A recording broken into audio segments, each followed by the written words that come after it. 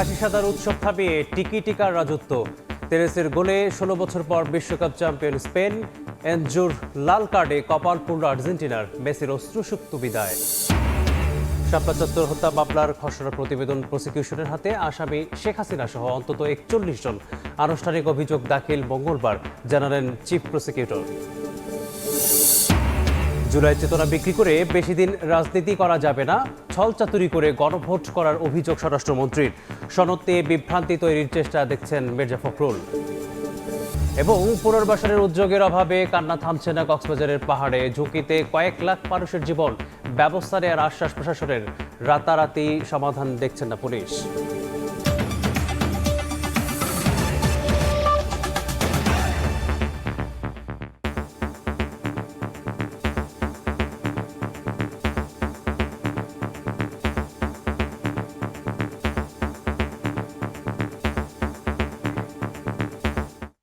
ভোরের সময় সঙ্গে আছি আমি মিসবাহুল আলিফ। শুরুতেই ফিফা বিশ্বকাপের খবর। ১৬ বছরের অপেক্ষার অবসান। মেটলাইফ স্টেডিয়ামে ইতিহাস গড়ল স্প্যানিশরা। অতিরিক্ত সময়ের রুদ্ধশ্বাস লড়াইয়ে ফেরান তেরেসের অবিস্মরণীয় গোলে দ্বিতীয়বারের মতো বিশ্বকাপ শিরোপা ঘরে তুলল স্পেন। সুপার সাবে বাজিমাত করলেন লুই দে লা ফুয়েন্তে। স্বপ্নভঙ্গের বেদনা সঙ্গী করে ক্যারিয়ারের শেষ বিশ্বকাপ থেকে বিদায় নিলেন লিওনেল মেসি। যুক্তরাষ্ট্র থেকে এস এম ইকবালের ম্যাচ রিপোর্ট। রেফারির শেষ পাশে নিউ জার্সির সবুজ ঘাসে লুটিয়ে পড়ল আর্জেন্টিনা। অন্যদিকে স্পেন তখন বিশ্বজয়ের আনন্দে আত্মহারা। লুই দে লা ফুয়েন্তের হাত ধরে ১৬ বছরের অপেক্ষার অবসান। অমরত্বের ছোঁয়া পেলেন ফেরান তরেস, রদ্রি, লামিন ইয়ামালরা। ফাইনালের ছোট্ট একটা প্রি শো শেষে মেসির কিক অফ শুরু হয়ে যায় দুদলের অমরত্বের লড়াই। আর্জেন্টিনা ছোট ছোট পাসে বল দখলের চেষ্টা করলেও দ্রুতই স্পেনের রিকভার। মাত্র ৫ মিনিটেই হৃদয়ে কাঁপন ধরিয়ে দেয়া লামিন ইয়ামালের প্রচেষ্টা নিদারুণ দক্ষতায় বর্তমান চ্যাম্পিয়নদের রক্ষা করেন এমি মার্তিনেজ। হাড্ডাহাড্ডি লড়াইয়ের আভাস থাকলেও শিরোপার লড়াইয়ে স্পেনের স্পষ্ট আধিপত্য। ছোট ছোট পাসে গ্যাপ তৈরি করে আবারও তারা আক্রমণে যায় ১৭ মিনিটে। এবার লেফট উইং ধরে লামিনের প্রচেষ্টা, কিন্তু কাঙ্ক্ষিত স্ট্রাইকারকে খুঁজে নেওয়ার আগেই তা বাধা পায় এমির গ্লাভসে। এরপর ৩৯ মিনিটে বিশ্বস্ত হাতে স্পেনের আরো একটা আক্রমণ রুখে দেন তিনি। পুরো প্রথমার্ধ জুড়েই চলতে থাকে স্পেনিয়ারদের আধিপত্য। ৪৩ মিনিটে চমৎকার একটি সুযোগ তৈরি করেন কুকুরেয়া, কিন্তু তা অল্পের জন্য লক্ষ্যচ্যুত হয়। বিরতির পর আর্জেন্টিনার ভুলের সুযোগ নিয়ে গোলে শট নেয় স্পেন, কিন্তু তা রুখে দেন এমি। ৫৫ মিনিটে স্পেনের আক্রমণ ক্লিয়ার করেন ওতামেন্ডি। এরপরই দলকে রক্ষা করেন মন্তিয়েল। ৬৭ মিনিটে গোলের খুব কাছে চলে যায় স্পেন, তবে বদলে নামা ফেরান তোরেসের শট সরাসরি এমির গ্লাভসে চলে গেলে বঞ্চিত হয় লা রোহা। ৮১ মিনিটে দলকে আবারও রক্ষা করেন বাজ পাখি। এক্সট্রা টাইমে ম্যাচে চরম নাটকীয়তা। প্রথমবারের মতো স্পেনের পোস্টে শট রাখে আর্জেন্টিনা, সেটা রক্ষা করেন স্প্যানিয়ার্ড গোলি। কাউন্টার অ্যাটাকে দুর্দান্ত সুযোগ পেয়েও তা কাজে লাগাতে ব্যর্থ হন নিকো উইলিয়ামস। এরপরই লাল কার্ড দেখে মাঠ ছাড়েন এনজো ফার্নান্দেজ। তার চেয়েও নাটকীয় পরিবেশ তৈরি হয় অন্তিম মুহূর্তে স্পেন আর্জেন্টিনার বিপজ্জনক জায়গায় ফ্রি কিক পেলে। তবে এবারও ত্রাতা হয়ে লামিনের শট থেকে দলকে রক্ষা করেন এমি।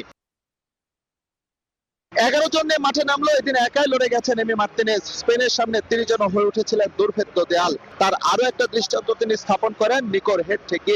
এর কিছুক্ষণ পর স্পেন আর্জেন্টিনার জাল খুঁজে পেলেও তা বাতিল হয় ফাউলের জন্য। এবারে বিশ্বকাপে যে দলগুলো ডুবেছে তাদের অধিকাংশই অতিরিক্ত রক্ষণাত্মক খেলার জন্য, আর্জেন্টিনাও তাই। এজন্য আর শেষ রক্ষা হয়নি তাদের। ১০৬ মিনিট অবশেষে জাল খুঁজে পান ফেরান তোরেস। স্বপ্ন ফিকে হতে শুরু করে স্ক্যালোনি শিষ্যদের। নামের ফাইনাল হলেও নিউ জার্সিতে শুধু খেলেছে স্পেন। আর্জেন্টিনা যেন ছিল শুধু দর্শকের ভূমিকায়। পুরো ম্যাচে স্পেনের ২০ শটের বিপরীতে আর্জেন্টিনার ছিল মাত্র ২টি, আর লক্ষ্যে একটিও নয়। যথেষ্ট যোগ্য দল হিসেবেই স্পেনের হাতে উঠল বিশ্বকাপের শিরোপা। ফাইনালে তারা যেভাবে পারফর্ম করেছে, এর ব্যত্যয় ঘটলে হয়তোবা ফাইনালের সৌন্দর্যটাই নষ্ট হতো। পক্ষান্তরে আর্জেন্টিনা যেন শুরু থেকেই চেষ্টা করে গেছে ম্যাচটা কিভাবে এক্সট্রা টাইমে নিয়ে যাওয়া যায়। এমি মার্তিনেজও চেষ্টা করেছেন, কিন্তু শেষ পর্যন্ত তিনি আর পেরে ওঠেননি। আর তাই দ্বিতীয়বারের মতো ফাইনালে উঠে লিওনেল মেসিকে হতে হলো শিরোপা বঞ্চিত। নিউ জার্সি থেকে এস এম ইকবাল, সময় সংবাদ, যুক্তরাষ্ট্র। শিরোপার মঞ্চে হৃদয় ভাঙল আকাশী নীলদের। আর্জেন্টাইন ভক্তদের চোখে মুখে যখন বিষাদের ছায়া, স্প্যানিশ শিবিরে তখন বাঁধ ভাঙা উল্লাস। বিশ্বকাপ ফুটবল ইতিহাসের সবচেয়ে বড় আয়োজনের সাক্ষী হয়ে রইলেন নিউ জার্সির ৮০,০০০ দর্শক। মেটলাইফ স্টেডিয়াম থেকে দর্শক প্রতিক্রিয়ার বিস্তারিত জানাচ্ছেন হাসানুজ্জামান সাকি।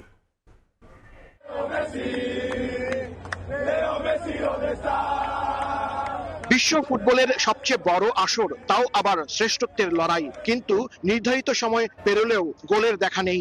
ভাবা যায় কোটি কোটি দর্শকের হৃদস্পন্দন যেন বাড়িয়ে তোলেন আর্জেন্টাইন আর স্প্যানিশ ফুটবলাররা। অবশেষে অতিরিক্ত সময়ের প্রথমার্ধ শেষ হওয়ার আগ মুহূর্তে আর্জেন্টিনার জাল স্পর্শ করে স্পেনের গোল। উল্লাসে ফেটে পড়ে লা রোহারা। একে একচেটিয়া ফুটবল বললে হয়তো খুব একটা ভুল হবে না। পুরো সময়টা দাপটের সাথে খেলেছে স্পেন। স্ক্যালোনি শিষ্যরা এদিন এতটা নির্জীব হয়ে পড়লেন কিভাবে? লিওনেল মেসিকে তো চোখেই পড়েনি খুব একটা। গোল্ডেন বুট নাকি বিশ্ব চ্যাম্পিয়ন হবার চাপে ছিলেন এই কিংবদন্তি ফুটবলার। হতাশ আর্জেন্টাইন শিবিরে। অ্যামেজিং ছিল। উই ওয়ার রুটিং ফর আর্জেন্টিনা, কিন্তু আনফরচুনেটলি আমার কাছে মনে হচ্ছে আর্জেন্টিনা আরেকটু বেটার প্লে করতে পারতো। অ্যান্ড স্পেনের উইনটা অ্যামেজিং। গেমটা অনেক ভালো ছিল, আমরা এনজয় করেছি। যদিও মেসি জিতবে আমরা সেটা আশা করেছিলাম, মেসি জিতে নাই, but Spain played beautiful football and football জিতেছে at the end. The game was amazing. We have one sad and one happy supporter here. The sad one is behind there. It was an amazing, very defensive game though. তবুও বাংলাদেশে আর্জেন্টিনার ভক্তদের প্রশংসা করতে ছাড়লেন না তারা। Hey, the Bangladesh people, I love you. Thank you. Hey, vamos, vamos. Final একপেশে হলেও ভালো ফুটবল দেখেছে বিশ্ব। ম্যাচের শুরুতে সমাপনী আয়োজন কিংবা হাফ টাইম শো ছিল দুর্দান্ত। উত্তর আমেরিকা আর ইউরোপীয় ফুটবলের নৈপুণ্য, সেই সঙ্গে Madonna, Shakira, Justin Bieber, BTS, জগৎ বিখ্যাত শিল্পীদের সুর মূর্ছনা। আর কি চাই? এবারের বিশ্বকাপের সমাপনী অনুষ্ঠানের থিম ছিল ভালোবাসা। গানে গানে সেই বার্তাই শুনিয়েছেন শিল্পীরা। যুদ্ধ বিগ্রহ আর অশান্ত অস্থির বিশ্বে প্রায় ১.৫ মাস খানিকটা তা ভুলিয়ে রেখেছিল ফিফা বিশ্বকাপ। সমাপনী ফাইনালের থিম ভালোবাসা বজায় থাকুক বিশ্বজুড়ে, ছড়িয়ে পড়ুক পৃথিবীময়, এমনটাই প্রত্যাশা ফুটবল প্রেমীদের। হাসানুজ্জামান সাকি, সময় সংবাদ, ম্যাটলাইফ স্টেডিয়াম, নিউ জার্সি, যুক্তরাষ্ট্র। আর্জেন্টিনা স্পেনের ফাইনাল ম্যাচের খুঁটিনাটি তথ্য নিয়ে আলোচনার জন্য স্টুডিওতে আছেন নিয়ন মোহাইমিন এবং তারেক হাসান শিমুল। যাচ্ছি তাদের কাছে। ধন্যবাদ মেজবা। দর্শক, একটা দুর্দান্ত ফাইনাল ম্যাচ শেষ হলো স্পেনের শ্রেষ্ঠত্ব দিয়ে এই ম্যাচ নিয়ে আলোচনা করবো। আমার সঙ্গে রয়েছেন নিয়ন মোহাইমিন। নিয়ন, কোটি কোটি আসলে মেসি ফ্যান, আর্জেন্টিনা ফ্যান অপেক্ষায় ছিল মেসির হাতে আরও একবার শিরোপা দেখার জন্য, কিন্তু শেষ পর্যন্ত স্পেন একেবারে আউটপ্লে করে দিয়েছে আর্জেন্টিনাকে, সেটা বলতে হবে, মানতেও হবে। এবং Spain through out the tournament যেভাবে খেলেছে, ফাইনাল ম্যাচে অনেক সময় হয় যেটা, যে ফুল টুর্নামেন্টে খুব ভালো করে এসে যেটা আসলে আমরা ফ্রান্সের ক্ষেত্রে দেখেছি, এরকম হয়ে যায়। অনেকেই আসলে ধারণা করছিল যে স্পেন হয়তো এরকম চোখ করে কিনা, ফাইনালে এসে প্রেশারটা থাকে। আর্জেন্টিনা একেবারে মানে যেভাবে ধুকতে এসেছে, লাস্ট কামব্যাক করেছে, সেটা আসলে হয়নি ফাইনালে। আপনার কাছে কি মনে হয়েছে আর্জেন্টিনা কোন প্ল্যানে আসলে সবচেয়ে বেশি ভুগেছে এই ম্যাচে? লিওনেল মেসি অফ ছিলেন, মানে লিওনেল মেসি যেহেতু অফ, ওই যে আপনি বলছিলেন কামব্যাক, আমি আসলে ওগুলোকে আর্জেন্টিনার কামব্যাক কখনোই মনে করি না। ওটা পুরোটাই আসলে লিওনেল মেসির ইন্ডিভিজুয়াল একটা ব্রিলিয়েন্স ছিল, এবং ওই ব্রিলিয়েন্সটা লিওনেল মেসি ম্যাচের পর ম্যাচ দেখিয়েছেন। আর্জেন্টিনা উতরে গেছে, আজকে লিওনেল মেসি পারেননি। দিন শেষে লিওনেল মেসি মানুষ, অন্য গ্রহের কেউ নন, কোনো এলিয়েন নন, দিন শেষে মানুষ, এটা আসলে আরেকবার প্রমাণ হলো। আসলে সে অশ্রু ভেজা একটা চোখে বিদায় হয়তো বা নিল, কিন্তু লিওনেল মেসি আমার মনে হয় মাথা উঁচু করেই রাখা উচিত, কারণ তিনি অন্তত দেখিয়েছেন এই 40 বছর বয়সে এসেও আর্জেন্টিনার মতো একটা টিমকে টেনে এনেছেন তিনি একা। তার সাথে হয়তো বা লাউতারো গোল করেছেন, আলভারেজ গোল করেছেন, দিবু মার্তিনেজ আজকে দুর্দান্ত পারফর্ম করেছেন, কিন্তু দিন শেষে কোন সবগুলোর ফলাফল আসলে জিরো, কারণ লিওনেল মেসি পারফর্ম করতে পারেননি। এবং লিওনেল মেসিকে পারফর্ম করতে দেয়নি স্প্যানিশ, মানে দুর্দান্ত, মানে স্পেনের কৌশল নিয়ে, দেলাফুয়েন্তের কথা নিয়ে, রদ্রির ম্যাচ নিয়ে, মানে আপনি কত বিশ্লেষণ করবেন, আজকে সারাদিন বিশ্লেষণ করতে পারবেন, কিন্তু দিন শেষে কথা ওই একটাই, আউটপ্লেট। তারা আসলে আর্জেন্টিনা আসলে বুঝতে পারেনি এইভাবে তারা আসলে আউটপ্লেট হবে। আমরা যেটা দেখেছি যে লিওনেল স্ক্যালোনি আসলে ম্যাচের মাঝে তার কৌশলকে পরিবর্তন করেন। আগের ম্যাচগুলোতে যেমনটা দেখেছি ইংল্যান্ডের বিপক্ষে স্পেশালি, যখন মানে পিছিয়ে ছিল 1-0 গোলে, তারপরে যখন তিনি 2-3টা চেঞ্জ করলেন একেবারে মানে ইংল্যান্ডের ডিফেন্সের মধ্যে হুমড়ি খেয়ে আক্রমণ করছিল। আজকের যে ম্যাচটা হলো সেখানে আমরা দেখলাম যে একেবারে উল্টো প্ল্যান নিয়ে মনে হয় নেমেছে তিনি। আজকে আসলে প্রথমেই ধরা খেয়ে গেছে যে প্রথম দুইটা সেন্টার ব্যাক আপনি যখন ইনজুরির কারণে আপনাকে চেঞ্জ করতে হলো, আপনি ফোর্স চেঞ্জ করতে হয়েছে, মানে আপনি আপনার প্ল্যানের বাইরে যে আপনাকে দুটো যখন চেঞ্জ করতে হচ্ছে খুব স্বাভাবিকভাবে আপনার প্ল্যান উলটপালট হয়ে গেছে। তারপরে যখন স্পেন এত দুর্দান্ত খেলছে আপনি 90 মিনিটসে একটা টার্গেট শট করতে পারেননি, মানে এই ব্যাপারগুলো তো আপনি ব্যাক অফ দ্য মাইন্ডে আপনার কাজ করছে, আপনার ফুটবলাররা প্যানিক করছে। এই ফুটবলাররা জানে 80 মিনিটসের পরে আমরা 3টা ম্যাচ জিতে এসেছি। আজকের ম্যাচটা তো আপনার যদি মনে থাকে 90 মিনিটসের পরে কিন্তু বেশ কয়েকটা আক্রমণ করেছিল টানা পরপর, কিন্তু তারপরেও ওই জায়গাটাতে বারবার যখন ফিরে আসছিল তখন আসলে আর্জেন্টিনার প্লেয়ারদের আমার কাছে মনে হয়েছে একটু প্যানিক করছিল, এবং প্যানিকের কারণে আসলে রেড কার্ড এবং পরবর্তীতে মারামারি সবকিছু মিলিয়ে আসলে আর্জেন্টিনা পাজলড হয়ে গিয়েছিল। ওই যে অনেকগুলো বড় ম্যাচ, অনেকগুলো টেনশনের ম্যাচ শেষ করে আসবার পরে আমরা ধারণা করেছিলাম আর্জেন্টিনা হয়তো পোক্ত হয়ে আরো পরিপক্ক হয়ে মানে আরো এক্সপেরিয়েন্সড হয়ে ম্যাচটা এসেছে, কিন্তু সেই জায়গাটা আমার কাছে মনে হয়েছে যে না, আর্জেন্টিনা আসলে আগের ম্যাচগুলো থেকে খুব বেশি শিক্ষা নেয়নি। ওই জয়ের আনন্দে আসলে আমরা যেটা সাধারণত আমাদের বাংলাদেশের ক্ষেত্রেও বলি যে জয়ের আনন্দে আসলে ভুলগুলো চাপা পড়ে যায়, আর্জেন্টিনাকে আজকে দেখে তাই মনে হয়েছে যে জয়ের আনন্দে লাস্ট 3টা ম্যাচে যে ভুলগুলো করেছিলাম সেই জিনিসটা তাদের চাপা পড়ে গিয়েছিল, যে কারণে আজকে তারা আসলে রিকভার করতে পারেনি।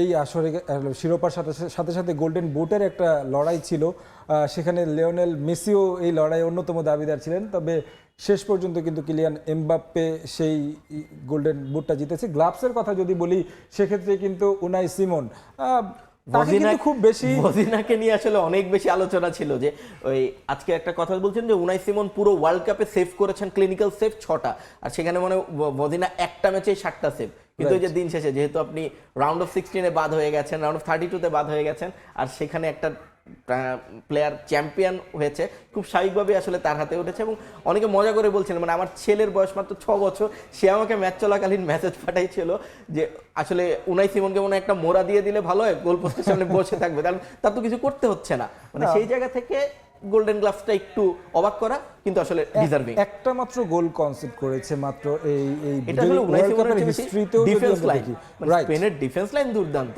সেটাকে ক্রস করে উনাই সিমন মধ্যে কেউ যেতে পারেনি। না সেটাই, তাছাড়া যদি আপনি মানে অন টার্গেটেও শট খুব বেশি যায়নি, একেবারে ডিফেন্স লাইন কিংবা মিড ব্লক যেভাবে করেছে ফ্রান্সের বিপক্ষে আমরা যেটা দেখেছি, সে কারণে আসলে মূলত আমরা তার হাতে উঠেছে। তবে আজকে মানে দিবো মার্টিনেজকে নিয়ে যতটা আলোচনা হয়েছিল এবারের বিশ্বকাপে লাস্ট ওয়ার্ল্ড কাপের পারফরমেন্স দেখে, আজকের ম্যাচটা কিছুটা হলেও তিনি তার খোলস ছেড়ে বের হয়েছেন, আক্রমণও হচ্ছিল অনেকগুলো মারাত্মক। যদি আর্জেন্টিনা জিততো সেক্ষেত্রে হয়তো বা চেঞ্জও হতে পারতো গোল্ডেন গ্লাভসটা। বুটের কথা বলছিলাম তখন আসলে এমবাপ্পে আসলে গতকালকের ম্যাচেই আসলে নিশ্চিত করে ফেলেছিলেন যে গোল্ডেন বুটটা তিনি পেতে যাচ্ছেন। মানে মেসির লাস্ট দুটো ম্যাচ দেখে আমাদের কাছে যেটা মনে হয়েছিল যে মেসি আসলে খুব বেশি এখন প্লে মেকিং এ মনোযোগ দেবেন, তার গোল করার সময়টা আসলে তিনি প্রথম গ্রুপ পর্বেই শেষ করে এসেছেন, মানে আর্জেন্টিনাকে থ্রু করে নিয়ে এসেছেন। এবার তিনি প্লে মেক করবেন অন্যদের দায়িত্ব, এবং সেটা অন্যরা পালন করছিল। আলভারেজ, রোমেরো, কখনো লাউতারো মার্টিনেজ সবাই গোল করছিল, যে কারণে মেসি একটু পেছনে এসেছিলেন। আজকের ম্যাচেও একটু পেছন থেকে চেষ্টা করছিলেন দলকে পুশ করতে, আজ হয়নি, কিন্তু কিলিয়ান এমবাপ্পে আসলে আউটস্ট্যান্ডিং। গত 8 ম্যাচে 10 গোল, পুরো বিশ্বকাপের 3টা বিশ্বকাপে 22 গোল, বিশ্বকাপের ইতিহাসের সর্বোচ্চ গোল। আরো 2টা বিশ্বকাপ খেলবেন যদি সুস্থ থাকেন, স্বাভাবিক থাকেন। এই রেকর্ডগুলো আসলে কোথায় যাবে আমি জানি না। না, নিঃসন্দেহে কিলিয়ান এমবাপ্পে আসলে যেভাবে তার ফার্স্ট ওয়ার্ল্ড কাপ থেকে পারফরমেন্স করে এসেছেন, লিথাল একটা ফিনিশার বলতেই হবে। কারণ আমরা দেখেছি যে তার মানে প্রথম বিশ্বকাপে সেই দলকে জেতানো, তারপরের বিশ্বকাপে সেমিফাইনালে নিয়ে যাওয়া, রানার্স আপ হওয়া, আর আরও একটা সম্ভাবনা খুবই ছিল, একবারে মানে হাইলি ডিজার্ভিং একটা টিম ছিল। সেই জায়গায় কিলিয়ান এমবাপ্পে ডিজার্ভিং, তবে একটা অপূর্ণতা থেকে গেল লিওনেল মেসির, যে গোল্ডেন বুটটা আসলে জেতা হলো না। মেসি তো গোল্ডেন বলও পেলেন না, শেষ মোমেন্টে এসে রদ্রির কাছে এবারে বিশ্বকাপে গোল্ডেন বল পাননি, তবে তার 2টা গোল্ডেন বল আছে। আমরা আলোচনা চালু রাখবো, তবে আমাদের 3 সহকর্মী বিশ্বকাপটা কভার করেছেন গোটা টুর্নামেন্ট জুড়ে। তারা যুক্তরাষ্ট্রে রয়েছেন, সাজিদ মুস্তাহিদ, এস.এম. ইকবাল এবং হাসানুজ্জামান সাকি। তাদের কাছ থেকে মনে হয় একটু মনের দুজনের আসলে ব্যতিক্রম। ইকবাল খুব খুশি, ইকবাল খুব মন খারাপ, সাজিদের মনে হয় 22 বিশ্বকাপে লুসাইলে সেই পূর্ণতাটা পেয়েছে, কি বলে যে মেসির হাতে বিশ্বকাপ। সাজিদ অনেক আশায় ছিল, নিশ্চয়ই ইংল্যান্ডের বিশ্বকাপ যাওয়ার একটা সম্ভাবনা তৈরি হয়েছিল। থেকে এই লুই দে লা ফুয়েন্তে কিন্তু স্পেনের বয়সভিত্তিক দল থেকে তার কোচিং এর শুরু। 2026-এ এসে অবশেষে তিনি জিতলেন বিশ্বকাপ শিরোপা এবং তিনি গত 4 বছর ধরে কিন্তু স্পেন দলটার দায়িত্বে আছেন এবং এই 4 বছরে এরই মধ্যে যে সাফল্য তিনি পেয়েছেন সেটা কিন্তু যে কারো জন্য ঈর্ষণীয়। ইউরো জিতেছেন, নেশনস লিগ জিতেছেন এবং অবশেষে জিতলেন এই ফিফা বিশ্বকাপ। এর আগে বয়সভিত্তিক দুটো ইউরো জিতেছেন। এই দলটা আজকে যে মাঠে যেই দলটা আসলে আর্জেন্টিনাকে আউটপ্লে করেছে, এটা কিন্তু লুই দে লা ফুয়েন্তের নিজ হাতে গড়া দল। অনূর্ধ্ব 15 ইউরো, অনূর্ধ্ব 21 ইউরো এবং অনূর্ধ্ব 23-এ তারা অলিম্পিকেও কিন্তু মেডেল জিতেছে এই লুই দে লা ফুয়েন্তের অধীনে। এবং রদ্রি কিন্তু তার অন্যতম পছন্দের খেলোয়াড়, মিকেল মেরিনো, উনাই সিমন প্রত্যেকে তার হাতে করে এবং সেই দলটা কিন্তু অবশেষে ডেলিভার করেছে। আমার সঙ্গে দুই সহকর্মী রয়েছেন, তারা ম্যাচ দেখেছেন, একসাথে আমরা ম্যাচ দেখেছি। তাদের কাছে একটু জানতে যাবো। একটু সাকিব, প্রথমে আপনার কাছে যেতে চাই, কেমন ম্যাচ দেখলেন? যতটা প্রত্যাশিত ছিল বা সবাই প্রত্যাশা করছিল যে খুব টাফ কন্টেস্ট হবে দুই দলের মধ্যে, একেবারে একপেশে ম্যাচ এবং অনেকে কিন্তু হতাশ হয়েছে আর্জেন্টিনার এমন পারফরমেন্স দেখে। সাজিদ, বাংলাদেশের তো কোটি দর্শক আর্জেন্টিনার, তারা যেমন হতাশ হয়েছেন সারা পৃথিবীর কোটি কোটি দর্শকও হতাশ। তবে আমি বলবো যে আমি একটা ফাইনাল খেলার মতো যে ফাইনাল খেলা সেটি দেখতে পারিনি, সেই জায়গাটি থেকে আমার হতাশা। এবং আর্জেন্টিনাকে আজকে মনে হয়েছে একটি নবীন দল, তারা যেভাবে খেলছিল আজকে কিন্তু দেখেন ব্যবধানটা হয়তো 1-0, সেটা হয়তো কেউ মনে করতে পারে, যদি কেউ খেলা না দেখে মনে করবে যে এটা খুব টাফ গেম হয়েছে, কিন্তু আসলে এটা একেবারেই টাফ গেম হয়নি। একেবারে পুরো সময়টা, একেবারে 120 মিনিটের পুরো সময়টা স্পেন খুব দাপটে খেলেছে, এক পেশে খেলা বলতে পারেন। এবং এখানে প্রায় 15 থেকে 16টা কিক নিয়েছে, অন টার্গেটে শট ছিল স্পেনের। এবং যদিও সেখানে কয়েকটা শট খুব দুর্বল ছিল, যদি এই শটগুলো আরো ভালোভাবে নেওয়া যেত তাহলে ব্যবধানটা হয়তো আরো বড় হতে পারতো, 3-4-0 হয়ে গেলেও কিন্তু অবাক হওয়ার মতো কিছু ছিল না। তবে যে আর্জেন্টিনাকে আমরা বাংলাদেশের ভক্তরা, যে ফুটবল বিশ্বের মানুষ মনে করে ভালোবাসে, যে আর্জেন্টিনা মেসির খেলা দেখতে চায়, সেই খেলা কিন্তু আজকে দেখা সম্ভব হয়নি। আমি বলবো যে আজকে মেসি যে কেন একেবারেই যে নির্জীব ছিল, মেসিকে কিন্তু দেখাও যায়নি খুব একটা, একবার বা দুবারের মতো মেসিকে দেখা গিয়েছে। এটা কি একটা চাপ ছিল, তার গোল্ডেন বুটের চাপ নাকি বিশ্ব চ্যাম্পিয়ন হওয়ার চাপ, আমি ঠিক জানি না। আজকে অল থ্রো আর্জেন্টিনা, মেসি সবাই আজকে খুবই বাজে খেলেছে। নেতিবাচক অর্থে যত প্রবাদ আপনি এখানে দিতে চান না কেন, সেটা হয়তো আর্জেন্টিনার জন্য কমই হয়ে যাবে। আসলে মেসি প্রথম হাফে মাত্র 5 বার বলে টাচ করেছিলেন, পুরো ম্যাচে, পুরো ফাইনাল 120 মিনিট খেলেও তার অন টার্গেটে কোনো শট নেই, পুরো আর্জেন্টিনা দলেরই শট নেই। ইকবালের কাছে জানতে চাই, ইকবাল, আপনার কি মনে হয় অতিরিক্ত মেসি নির্ভরতার কি কারণ এটা, নাকি জাস্ট ট্যাকটিক্যালি লুই দে লা ফুয়েন্তে জাস্ট আউটপ্লে করেছে তার শিষ্য বা তার ছাত্র লিওনেল স্কালোনিকে? দুর্দান্ত একটা ফুটবল ম্যাচ উপহার দিয়েছে স্পেন, এটা তো অস্বীকার করার উপায় নাই। স্পেন ঠিক যতটা দুর্দান্ত খেলেছে, আর্জেন্টিনা ঠিক ততটাই বাজে খেলেছে এবং কেন যেন মনে হয়েছে যে আর্জেন্টিনা আসলে বাজে খেলতে চেয়েছে। আমার কাছে ম্যাচের শুরু থেকে একটা জিনিস মনে হয়েছে, সাকিব ভাইয়ের সঙ্গে একটা জায়গায় আমি একমত, যে এই ম্যাচটা যে 90 মিনিটসে গিয়েছে এটা অবাক করা বিষয়। 90 মিনিটসের 120 মিনিটে গিয়েছে, এটা অবাক করা বিষয়। 90 মিনিটসে যদি 4-0 বা 3-0 ব্যবধানে ম্যাচটা শেষ হয়ে যেত, ইট উড বি মানে প্রত্যাশিত, এটাই প্রত্যাশিত ছিল। এখন সাকিব ভাই বললো যে আর্জেন্টিনার নবীনতম একটা দল, এই জায়গায় আমি একটু অপোজ করব। খেলা দেখে মনে হয়েছে যে খেলা না, এই একাদশে তো 22 কাতার ওয়ার্ল্ড কাপে 7 জনই ছিলেন। এক্স্যাক্টলি, আমি ওই জায়গাটাতে আমি একটু আসছি। আমার কাছে কেন যেন মনে হয়েছে it's all about technical faults of হচ্ছে টিম ম্যানেজমেন্ট। আমার কাছে মনে হচ্ছে টিম ম্যানেজমেন্ট চেয়েছে শুরু থেকেই ম্যাচটা কোনোভাবে এক্সট্রা টাইমে গিয়ে সেটা পেনাল্টি শুটআউটে নিয়ে যাওয়া যায় কিনা, এই ধরনের একটা স্ট্র্যাটেজি নিয়ে গিয়েছে। সাজিদ, আপনার নিশ্চয়ই মনে আছে এবারে বিশ্বকাপে যে হাই ভোল্টেজ দুটো দলের কথা যদি বলি, প্রথমে আসবে হচ্ছে ইংল্যান্ডের নাম, তারপর আসবে হচ্ছে ব্রাজিলের নাম। এই দল দুটো বাদ পড়েছে, কিন্তু তাদের অতিরিক্ত রক্ষণাত্মক যে মেন্টালিটি, এর কারণে বাদ পড়েছে এবং আর্জেন্টিনা কিন্তু সেই খেসারত আজকে দিল। এবং এই দলটার কিন্তু সামর্থ্য আছে স্পেনের সঙ্গে চোখে চোখ রেখে খেলার।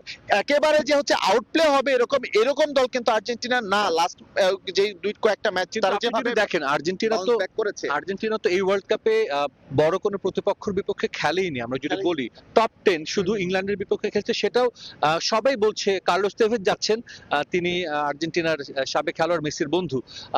যেটা বলছিলাম যে এই ওয়ার্ল্ড কাপে শুধু ইংল্যান্ডের সাথে তারা খেলেছে এবং সেটা ইংল্যান্ডের ট্যাকটিক্যাল ভুলের কারণে আর্জেন্টিনা সুবিধা পেয়ে জিতেছে।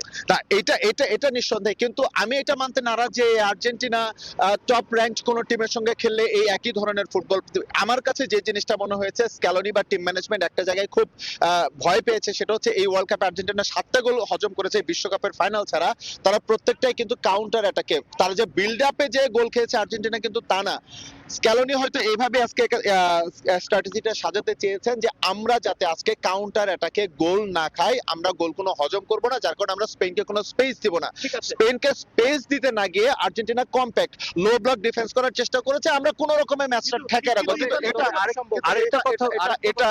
এটা দিন শেষে ব্যাকফায়ার করে। একাদশ নির্বাচনে কিন্তু অনেক সমালোচনা হয়েছে। হুলিয়ানো সিমিওনে দুর্দান্ত একজন খেলোয়াড়, তাকে বাদ দিয়ে ফাইনালে হয়তো অভিজ্ঞতার জন্য রদ্রিগো ডিবলকে খেলানো হয়েছে এবং তিনি খেলতেও পারেননি, তিনি তাকে তুলে নেওয়া হয়েছে। আপনি আমি কিছু যেটা বলছিলাম যে ইকবাল, আপনি যে বললেন যে আর্জেন্টিনার খেলা দেখে মনে হয়েছে যে স্ক্যালোনি হয়তো এটাকে পেনাল্টি শুটের দিকে নিয়ে যেতে চেয়েছেন। আর্জেন্টিনার মতো একটি দলকে মানে পেনাল্টি শুটের দিকে নিয়ে যাওয়ার একটা পলিসি হেড কোচ নেবেন, এটা কিভাবে সম্ভব? এটা কি আদৌ সম্ভব? না, এটা নিতেই পারে। এটা হচ্ছে পার্টিকুলার ডেতে। দেখেন, আসলে এই দিন শেষে এখন স্পেন জিতেছে, সবাই দেখবে বিশ্ব চ্যাম্পিয়ন স্পেন। এরকম ওয়ার্ল্ড ফুটবলে বা ক্লাব ফুটবলে অনেক রেকর্ড আছে যে ভালো খেলেছে, ভালো খেলে ম্যাচ হেরেছে, পক্ষান্তর অনেক ডিফেন্সিভ ফুটবল খেলেছে, ব্যাট ফুটবল খেলেছে, ব্যাট ট্যাকেল করেছে, ট্যাকেল করে অনেক ম্যাচ জিতে গেছে, অনেক চ্যাম্পিয়নশিপ জিতেছে, এরকম রেকর্ড আছে। আমার কাছে কেন যেন মনে হয়েছে ডার্টি ফুটবল বলবো না, একটু নেগেটিভ ফুটবল খেলার মন মানসিকতা নিয়ে আর্জেন্টিনা আজ মাঠে নেমেছিল। এবং আর্জেন্টিনা যখন 106 মিনিটে পিছিয়ে পড়লো, পরবর্তী আপনি 15 মিনিট যদি খেয়াল করেন, আর্জেন্টিনা কিন্তু আক্রমণ যে তাদের যে তিনটা শট তারা নিয়েছে, আনফরচুনেটলি অফ টার্গেট একটা শটও নিতে পারেনি, অন টার্গেটে 3টে অফ টার্গেটে। এই 3টা শটের মধ্যে 2টা শটই কিন্তু লাস্ট 15 মিনিটসে হয়েছে। সুতরাং আর্জেন্টিনা বা কোচ টিম ম্যানেজমেন্ট যদি চাইতো যে আমরা স্পেনের সঙ্গে হয়তো, তাহলে ম্যাচটা 90 মিনিটসের আগেও শেষ হয়ে যেতে পারতো, এরকম একটা সংখ্যা কিন্তু থেকে আমার কাছে মনে হচ্ছে কেন যেন আর্জেন্টিনা এই পলিসিতে গিয়েছে। যাই হোক, আমি এটা মানতে নারাজ যে এই দলটার এর সামর্থ্য নাই যে স্পেনের সঙ্গে তারা লড়াই করতে পারবে না। হয়তোবা যে কোনো স্ট্র্যাটেজি হোক, যে কোনো টেকনিক্যাল কারণে হোক, আর্জেন্টিনা হয়তোবা এই স্ট্র্যাটেজিতে গিয়েছে। একটা কথা বলতে হয় যে লিওনেল মেসি ম্যাচ শেষে তিনি যেই পাশটাতে গ্যালারির আর্জেন্টিনা সমর্থক ছিল সেখানে গিয়ে তিনি কাঁদছিলেন, হয়তোবা এটাই তার আর্জেন্টিনা জার্সিতে শেষ ম্যাচ। আপনার কি মনে হয়? ওয়ার্ল্ড কাপে তো শেষ ম্যাচ আমরা বলতেই পারি, হয়তো শেষ ম্যাচ। যদিও স্ক্যালোনিকে তো খেলার আগে যে প্রেস কনফারেন্স হয়েছিল সেখানে জিজ্ঞেস করা হয়েছিল, তিনি তো বলেছেন যে এটা বলা সম্ভব না, এটা তাকেই জিজ্ঞেস করার জন্য। তো সবকিছু মিলিয়ে যেটি ধারণা করা যাচ্ছে যে এটি হয়তো তার শেষ ম্যাচই হবে, এটি হয়তো আমরা ধারণা করতে পারি। তবে আমি একটু ইকবাল যেটি বলছিলেন যে কেমন খেলেছে আর্জেন্টিনা, কিংবা টার্গেটিং শটের কথা বলছিলেন, কতগুলো টার্গেট শট নিয়েছে, আপনি হলুদ কার্ড এবং লাল কার্ডের যে ছড়াছড়ি আপনি দেখেন যে কতগুলো হলুদ কার্ড আজকে আর্জেন্টিনার খেলোয়াড়রা খেলেছে। বলপূর্বক যে ফুটবল, হ্যাঁ আর্জেন্টিনা কিন্তু বলপূর্বক ডার্টি ফুটবল, বলপূর্বক শারীরিক বল, সাউথ আমেরিকানরা খেলে অভ্যস্ত। আপনার আর্জেন্টিনা, ইকুয়েডর, কলম্বিয়া, এই ইংল্যান্ড কিন্তু খেলেছে, ইংল্যান্ডের সঙ্গে কিন্তু তারা খেলার একটা চেষ্টা করেছিল। হ্যাঁ, এটা কিন্তু একটা কৌশল। এটাই আমি বলতে চাই। কিন্তু আজকে কিন্তু স্পেন বলপূর্বক বা ডার্টি ফুটবলের বাইরে গিয়ে অসাধারণ সুন্দর ফুটবল কিন্তু না, এইটা কিন্তু অনেক সময় মেজাজ কিন্তু ঠিক রাখা যায় না, টেম্পারিংটা ঠিক থাকে না অনেক সময়। আপনাকে যদি একের পর এক আঘাত করতে থাকে তখন আপনিও কিন্তু ম্যাচ শেষে দেখেছিলাম যে দুই দলের প্লেয়াররা হাতাহাতিতে জড়িয়ে পড়েছিল এবং ডার্টি ফুটবলের যেটা দুই সহকর্মী আমার বলছিলেন। এবং ইংল্যান্ডের বিপক্ষে এই স্ট্র্যাটেজিতে খেলে স্পেন আর্জেন্টিনা কিন্তু সফলতা পেয়েছিল। এবং যেটা আমার সহকর্মী ইকবাল বলছিলেন যে হয়তো এই কারণেই তারা তাদের যে স্ট্র্যাটেজিক্যাল কিছু তাদের ফাঁক ফোকর ছিল, এটা হয়তো তাদের একটা অংশ ছিল যে তারা ফিজিক্যাল ফুটবল খেলে, ডার্টি ফুটবল খেলে। ইকবাল, আপনি এবং সাজিদ, আমি শেষ করার আগে বলতে চাই যে আপনি একটু আগে বলছিলেন যে এই আর্জেন্টিনা দলটার হাতে কিন্তু অপশনস ছিল। আমরা যদি লো সেলসোর কথা বলি, লো সেলসো সম্ভবত জর্ডান ম্যাচে লো সেলসো অসাধারণ ফ্রি কিকে গোল করেছিলেন এবং মেসি সেটাতে হচ্ছে সাবস্টিটিউট নেমেছিলেন, দুর্দান্ত পারফর্ম করেছিলেন। এই লো সেলসোকে স্ক্যালোনি পরবর্তীতে আর ব্যবহারই করে নাই। এবং আরো নিকোপাস কোমোতে দুর্দান্ত একটা সিজন কাটিয়েছে। এই নিকোপাসকে হচ্ছে, যদিও তারা বলেছে যে তারা তাদের সুযোগ দিতে চায়, তারা এখনই প্রেসারে ফেলতে চায়, এরকম অনেক ব্যাখ্যা আছে। অনেক দিন শেষে আসলে আর্জেন্টিনা ম্যাচটা হেরেছে, এখন অনেক কিছুই হবে, অনেক কথাই হবে। তবে যেটা সত্যি কথা, অল ক্রেডিট গোস টু স্পেনকে এই ক্রেডিট দিতে হবে। আমি ছোট্ট করে শেষ করব, আমার কাছে একটা জিনিস খুবই চমৎকার লেগেছে। স্পেন যখন একপাশে ওয়ার্ল্ড কাপের ট্রফি নিচ্ছিল, আর্জেন্টিনা তখন আরেক পাশে ঠিক এইভাবে আর্জেন্টিনার ফুটবলাররা এইভাবে দাঁড়িয়েছিল এবং ওই পাশ থেকে সমর্থকরা তাদের কিন্তু শেষ বলছিলাম। এবং এটা কিন্তু আমরা দেখেছি যে আসলে যেহেতু হতে পারে অনেক ক্ষেত্রে যেটা লিওনেল মেসি শেষ ম্যাচে হতে পারে, এই কারণেই হয়তো বা তারা সমর্থকরা যেভাবে সমর্থন দিয়েছে আনবিলিভেবল। এই ওয়ার্ল্ড কাপে আমরা প্রায় সবগুলো ম্যাচ কভার করেছি আর্জেন্টিনা দলের, একটা ম্যাচ বাদে, এবং সে প্রত্যেকটা ম্যাচে আর্জেন্টিনা সমর্থকরা যেভাবে সমর্থন দিয়েছিল এটা তারা ডিজার্ভ করে। তবে নিশ্চিতভাবে বলতে ফুটবল এমন একটা খেলা, সেখানে দিন শেষে এক দলকে হারতে হবে, এক দলকে জিততে হবে। আনডাউটেডলি এই বিশ্বকাপে ডিজার্ভিং চ্যাম্পিয়ন স্পেন, তারা হারিয়েছে ফ্রান্সকে, পর্তুগালের মতো দলকে হারিয়েছে। আর্জেন্টিনা ভালো দল নিয়ে ফাইনাল এসেছিল, কিন্তু তারা ডিজার্ভিং ছিল না এই ওয়ার্ল্ড কাপ জয়ের জন্য, শেষ পর্যন্ত তারা হেরে গেছে। তো এই বিশ্বকাপের আমরা কভার করেছি এই যুক্তরাষ্ট্রের বিভিন্ন স্টেটে গিয়ে, যুক্তরাষ্ট্রের থেকেই আসলে পর্দার আমরা ওয়ার্ল্ড কাপের আমরা আসলে শেষ করছি। নিশ্চিতভাবেই আবার 2030 ওয়ার্ল্ড কাপে নিশ্চয়ই দেখাবে, নতুন করে দলের হাতে শিরোপা উঠবে, এমনটাই প্রত্যাশা আমাদের সকলের। এখন ফিরে যাচ্ছে স্টুডিওতে। সাজিদ, ধন্যবাদ আপনাদেরকে। একই সাথে ইকবাল এবং কি হাসানুজ্জামান সাকি, তিনজনই আসলে পুরো ওয়ার্ল্ড কাপ জুড়ে আমাদেরকে বিভিন্ন তথ্য এবং খুঁটিনাটি, সহকর্মী ছিলেন আমাদের লস্কর আল মামুন এবং রাশেদ লিমন, তারাও আসলে যুক্ত হয়েছিলেন। অসংখ্য ধন্যবাদ তাদেরকেও। আসলে পুরো 1.5 মাস তারাও পরিশ্রম করেছেন, একেবারে মানে ঘুরেছেন প্রতিটি দলের, আর্জেন্টিনার স্পেশালি ব্রাজিল আর্জেন্টিনার পিছিয়ে পিছিয়ে। যেই কথাটা আসলে বলছিল যে আর্জেন্টিনা আসলে মানে অনেক আলোচনা হয়েছে ডার্টি ফুটবল খেলেছে কিনা ইংল্যান্ডের বিপক্ষে, এবং এই ম্যাচেও সেটার ট্রাই করেছিল কিনা, এই বিষয়টা নিয়ে আসলে বলছিল। আপনার কাছে কি মনে হয় এরকম? না, ডার্টি ফুটবল বলবো না। ওই যে ইকবাল বলছিলেন যে ডার্টি ফুটবল বলা যায় না, এটা একটা কৌশল। আমি শুরুতেই আজকে বলছিলাম যে এই ওয়ার্ল্ড কাপের সবচেয়ে বাজে কৌশল নিয়ে যে দুটো দল খেলেছে সেই দুটো দল ফাইনাল খেলছে। অনেকে এটাকে নেগেটিভ ভাবে বলছে, এটা আসলে আমি নেগেটিভ ভাবে বলছি না। বাজে কৌশল ইন আ সেন্স যে তারা আসলে এমন একটা কৌশল নিয়েছিল যে আমি বল হোল্ড করব, খুব বেশি অ্যাটাকে যাব না, প্রতিপক্ষকে ভুল করাবো, তার পেশেন্সটা নষ্ট করব, তাকে আমি টেম্পার নষ্ট করব, সে যখন ভুল করবে আমি একটা সুযোগ, একটা বা দুটো গোল আমি নিয়ে আসবো। এবং সেটাই আর্জেন্টিনা বারবার করেছে। বারবার করতে পেরে তারা বিশেষ করে ইংল্যান্ডের সঙ্গে যখন সেই প্ল্যানটা সাকসেস হয়েছে, আমার ধারণা স্ক্যালোনি চেষ্টা করেছিল যে স্পেনকে হয়তো বা সেভাবে করতে, কিন্তু ওই যে গুরুর বিদ্যার একটা ব্যাপার তো রয়েছে, স্ক্যালোনির গুরুর বসেছিলেন লুই দে লা ফুয়েন্তে, তাই তিনি জানতেন এই ধরনের কৌশলকে কিভাবে ওভারকাম করতে হয়। নিশ্চয়ই, যে গুরু তো আসলে কোনো না কোনো একটা ট্রিক্স রেখে দিয়েছে নিজের কাছে, গুরু তো থাকতেই হবে। আলোচনা আরো দীর্ঘায়িত হবে, নিয়ন একটা স্টোরি রয়েছে, আমরা একটু দেখে আসি। এদিকে প্রথমবারের মতো হাফ টাইম শোর উন্মাদনায় মাতল ফিফা বিশ্বকাপ ফাইনাল। জমকালো সমাপনী অনুষ্ঠানে তাক লাগিয়ে দিয়েছে যুক্তরাষ্ট্র। মেটলাইফ স্টেডিয়ামে পারফর্ম করেছেন Shakira, Justin Bieber, Madonna, Post Malone ও আইশো স্পিড সহ অনেকেই। উপস্থিত ছিলেন হলিউড তারকা টম ক্রুজ, অস্কার জয়ী শিল্পী জেনিফার হডসন। ফাইনালে সুপার বোল শো এর ঝলকে দর্শক উন্মাদনা বেড়ে যায় কয়েক গুণ। ফুটবলের মহাযজ্ঞ শিরোপা নির্ধারণী ম্যাচ শুরুর অনেক আগেই কানায় কানায় পূর্ণ যুক্তরাষ্ট্রের নিউ জার্সির মেটলাইফ স্টেডিয়াম।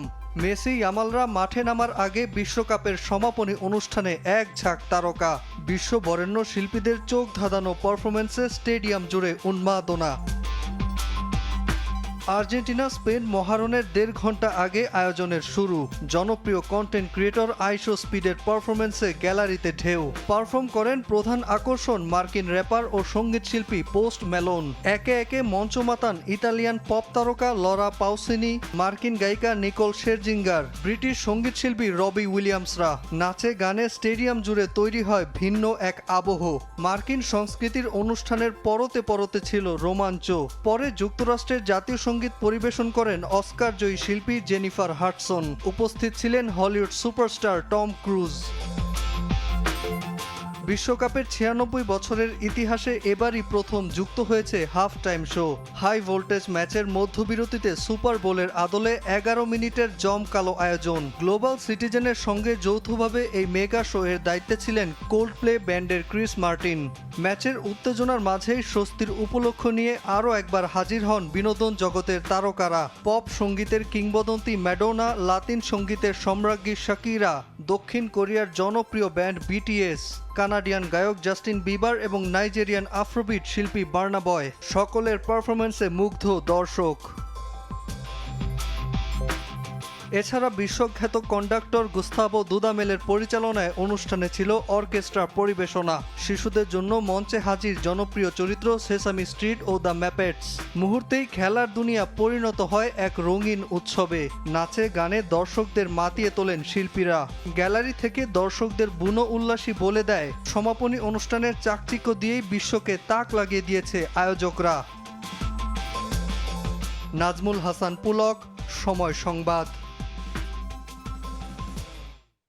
বাইরেও বিজয় উল্লাস করেছে বিশ্বকাপ জয়ী দলের সমর্থকরা। রাতভর বড় পর্দার সামনে খেলা দেখেন আর উচ্ছ্বাসে মাতেন তারা।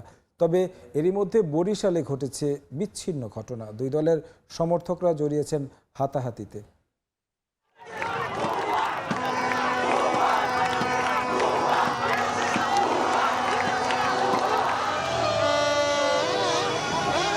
হাজার মাইল দূরের ফুটবল মহারণ, কিন্তু উন্মাদনা যেন কোটি বাঙালির। তাই তো বৃষ্টি উপেক্ষা করে বাঁধ ভাঙা উচ্ছ্বাস। ম্যাচের শুরু থেকে অতিরিক্ত সময় পুরো মাঠ জুড়ে দারুণ ছন্দে ছিল স্পেন। কিছুক্ষণ পরেই জয়োল্লাসে মাতেন সমর্থকরা। আজকে আমরা দেখিয়ে দিয়েছি কিভাবে খেলতে হয় মাঠে। বার্সেলোনা যে প্রোডাক্ট দেয় তার বড় প্রমাণটাই হচ্ছে আজকে স্পেন সারা ওয়ার্ল্ডকে দেখিয়ে দিল কিভাবে ক্যালকুলেটিভ, ম্যাথমেটিক এবং বৈজ্ঞানিক ফুটবল খেলতে হয়। স্পেন আজকে দেখাইছে যে ওয়ার্ল্ড কাপ কি জিনিস। আমরা এনজয় করছি and we love Spain. Thank you very much. রাত যত গভীর হয় উত্তেজনা ততই বাড়তে থাকে। আর্জেন্টিনার সমর্থকদের চোখে মুখে স্পষ্ট হতে থাকে হতাশার ছাপ। তবুও নিরাশ হননি তারা। শেষ পর্যন্ত ছিলেন বড় পর্দার সামনে। কিছু বলার নাই, এত বাজে পারফরমেন্স মনে হয় আগামী যতগুলো খেলছে একটা তো এইভাবে খেলেনি, আজকে যতটা বাজে খেলছে। স্পেন তো জিতেই গেছে, আর মন খারাপ করে কি করব। আমার কাপ পাওয়াতে আমি অনেক হ্যাপি, বাট আমার বউ হেরেছে, তার জন্য আমার অনেক সমবেদনা থাকে। অবশেষে রেফারির শেষ বাঁশি, আর রাতের নিস্তব্ধতা ভেঙে বাঁধ ভাঙা উচ্ছ্বাসে জোয়ার। উল্লাস ছড়িয়ে পড়ে চারপাশে। উচ্ছ্বাসটা আলহামদুলিল্লাহ অনেক ভালো, কারণ আমরা বিগত কয়েকদিন থেকে দেখতে পাচ্ছি আর্জেন্টিনা জেতার পর থেকে অনেক মনে করেন যে লাফালাফি করতেছে। 120 মিনিট ম্যাচ খেলি, বল ভালো করে নাই, কোনো পারফরমেন্স নাই, এদের যোগ্যতা নাই খেলার। আনন্দময় এক নির্ঘুম রাত কাটলো ফুটবল প্রেমীদের। নানা শ্রেণী পেশার মানুষ অংশ নেন বড় পর্দায় খেলা দেখতে। অনেক কষ্টের বিনিময়ে আজকে আমরা স্পেনের যে খেলাটা দেখেছি আসলে অসাধারণ একটি খেলা ছিল। ভাই আর্জেন্টিনার মতো টিম ভাই এত খারাপ খেলছে ভাই, কিছুই বলার নাই ভাই। রেফারি বুয়া, রেফারি বুয়া, রেফারি বুয়া। এদিকে আর্জেন্টিনা স্পেন ম্যাচ দেখাকে কেন্দ্র করে বরিশালে বিচ্ছিন্ন ঘটনা ঘটেছে। আর্জেন্টিনার সমর্থকরা হাতাহাতিতে জড়িয়েছে নিজেদের মধ্যে। ওমর ফারুক, সময় সংবাদ। দর্শক, আবারও ফিরছি আলোচনা নিয়ে। আমরা আসলে যুক্তরাষ্ট্র থেকে শুনছিলাম এবং দেশের বেশ কিছু ঘটনাও দেখছিলাম। বিশ্বকাপের মূল প্রসঙ্গে যদি আসি, যে আসলে অনেক বেশি আলোচনা হয়েছিল যে আসলে গোল্ডেন বলটা, অন্তত মেসি যেহেতু গোল্ডেন বুট পায়নি, বলটা পাবে, তিনি 8টা গোল করেছেন, কিন্তু শেষ পর্যন্ত আমরা দেখলাম যে গোল্ডেন বল গেছে রদ্রির হাতে। এটার মূল কারণটা কি আসলে? রদ্রি আমাকে যদি বলেন, আমি একটা জিনিস বের করেছি, তবে এটা পড়বার আগ পর্যন্ত আসলে আমিও মনে করছিলাম যে লিওনেল মেসিকে না দেওয়াটা অন্যায় হয়েছে। 2014-তে যেমন লিওনেল মেসির পাওয়াটা অন্যায় ছিল, আমার কাছে মনে হচ্ছিল এইবার আসলে লিওনেল মেসির না পাওয়াটা অন্যায় হয়েছে। এটা কোনোভাবেই হতে পারে না। একটা দল গোল করেছে, আমি যদি ভুল না করে থাকি 19টা, সেই দলের 19টা গোলের 12টা গোলে একটা মানুষের অবদান। এই দলটাকে আজকে ফাইনাল পর্যন্ত এনেছে একমাত্র যদি কেউ হয়ে থাকে সেটা লিওনেল মেসি। ফাইনাল তিনি পারফর্ম করতে পারেননি, কিন্তু একমাত্র লিওনেল মেসির কারণেই আর্জেন্টিনা আজকে ফাইনালে, কিন্তু তারপরেও হয়নি। এটা মূলত যে কারণে হয়নি, ফিফা একটা ব্যাখ্যা দিয়েছে। টেকনিক্যাল স্টাডি গ্রুপ, ফিফার একটা টিএসজি, সেখানে বিশেষজ্ঞ ফুটবলার, সাবেক ফুটবলার, কোচদের একটা প্যানেল থাকে যারা পুরো টুর্নামেন্ট জুড়ে আসলে প্লেয়ারদেরকে ভোট করে। যে ভোটিং এর মাধ্যমে আসলে দিন শেষে ফাইনাল হয়। ফাইনাল ম্যাচের আগ পর্যন্ত সেখানে আসলে অনেক বেশি এগিয়েছিলেন মেসি, কিন্তু শেষ মোমেন্টে এসে রদ্রিকে যেই জায়গা থেকে আসলে সবাই অনেক বেশি ভোট দিয়েছেন, তারা মূলত আলাদা করেছেন জায়গাতে ইন্ডিভিজুয়াল ব্রিলিয়েন্স আর টিম ম্যান। রদ্রি আসলে টিম ম্যান হিসেবে মেসির কাছ থেকে অনেক বেশি এগিয়ে গেছেন এই ফাইনালে। পুরো টুর্নামেন্টে মেসি যত ভালোই খেলেন না কেন, ফাইনালে এসে মেসি 54 বার বল টাচ করেছেন, একটা মাত্র শট। রদ্রি সেই জায়গায় হয়তো শট করেননি, সেই জায়গায় অ্যাসিস্ট করেননি, গোল করেননি, কিন্তু রদ্রির একটা হিসেব যদি আমি আপনাকে বলি, পাসিং অ্যাকুরেসি এই ওয়ার্ল্ড কাপে রদ্রির 92.9%। তিনি 22টা ট্যাকেল করেছেন, 34টা তিনি রিকভারি করেছেন, 11টা তার ক্লিয়ারেন্স। অ্যাবসার্ড। একটা ফুটবলার মাঝ মাঠে যা করা সম্ভব দলের হয়ে সব কিছু করেছেন এবং এই ফাইনাল ম্যাচেও তিনি দুর্দান্ত পারফর্ম করেছেন। শুধু নিজে খেলেননি, পুরো টিমকে খেলিয়েছেন এবং মাঝমাঠ থেকে আর্জেন্টিনাকে ব্লক করে দেওয়ার জন্য যা কিছু প্রয়োজন সেটাও করেছেন। এই জায়গাটা থেকে আসলে রদ্রি অনেক বেশি এগিয়ে গেছেন এবং আসলে আমাদের চেয়ে অনেক বেশি বিজ্ঞ লোকেরা ওখানে বসে আছেন। আমি বলছিলাম যে ওখানে এক্সপার্টরা আছেন, এক্স ফুটবলাররা আছেন, বিভিন্ন দলের কোচরা আছেন, তাদের প্রত্যেকের ভোটই আসলে আজকের ফাইনালের পরে মেসি আসলে কারো ভোটই পাননি, পুরো ভোটটা রদ্রির গিয়েছে এবং রদ্রি যেই কারণে অনেক পেছন থেকে জাম্প করে সামনে এসে গোল্ডেন বলটা পেয়ে গেছেন। তাছাড়া রদ্রির যদি আপনি পুরো ওয়ার্ল্ড কাপের জার্নিটাও দেখেন, তিনি কিন্তু দুর্দান্ত পারফরমেন্স ছিল। হয়তোবা আপনি মেসির গোলের হিসেব করলে বা অ্যাসিস্টের হিসাব করলে সেই তুলনায় আগের ম্যাচগুলোতে অনেক বেশি পার্থক্য ছিল। লাস্ট ম্যাচে এসে এখানে আসলে একটা মজার কথা আছে যে গোল আর অ্যাসিস্টের কথা চিন্তা করা আসলে বলের জন্য ঠিক না, কারণ ওটার জন্য তো গোল্ডেন বুট আছে। বলটা আসলে পারফরমেন্স, আপনি টিমে কতটা আসলে প্রভাব রাখতে পেরেছেন, ওয়ার্ল্ড কাপে আপনার এই প্রভাবটা আপনার টিমকে কতটা পুশ করেছে। নিঃসন্দেহে। তাছাড়া যদি আপনি মেসিকে দেখেন, যেটা আসলে বলছিলাম যে আসলে মেসি মানে বল পেয়েছে কয়টা, কিন্তু না পাওয়ার যেই কারণটা সেটা তো আসলে রদ্রি, এবং তিনি মিডফিল্ড থেকে সেভাবেই ওই ব্লকটা করতে পেরেছেন বলেই কিন্তু মেসিও নিশ্চুপ ছিল, আর্জেন্টিনাও নিশ্চুপ ছিল। তবে মানে এতটা যে একপেশে হবে, লাস্ট ওয়ার্ল্ড কাপের ফাইনাল আমরা দেখেছি 120 মিনিট 90 মিনিট, থার্ড মানে তৃতীয় স্থান নির্ধারণী ম্যাচে আগের রাতে যখন 10টা গোল দেখলাম, ফাইনাল ম্যাচ এতটা বোরিং হবে মানে অনেকে বলতে পারে না দুর্দান্ত খেলেছে স্পেন, হ্যান হয়েছে ত্যান হয়েছে, কিন্তু একজন দর্শক হিসেবে যদি আমি বলি চরম বোরিং একটা ম্যাচ দেখেছি।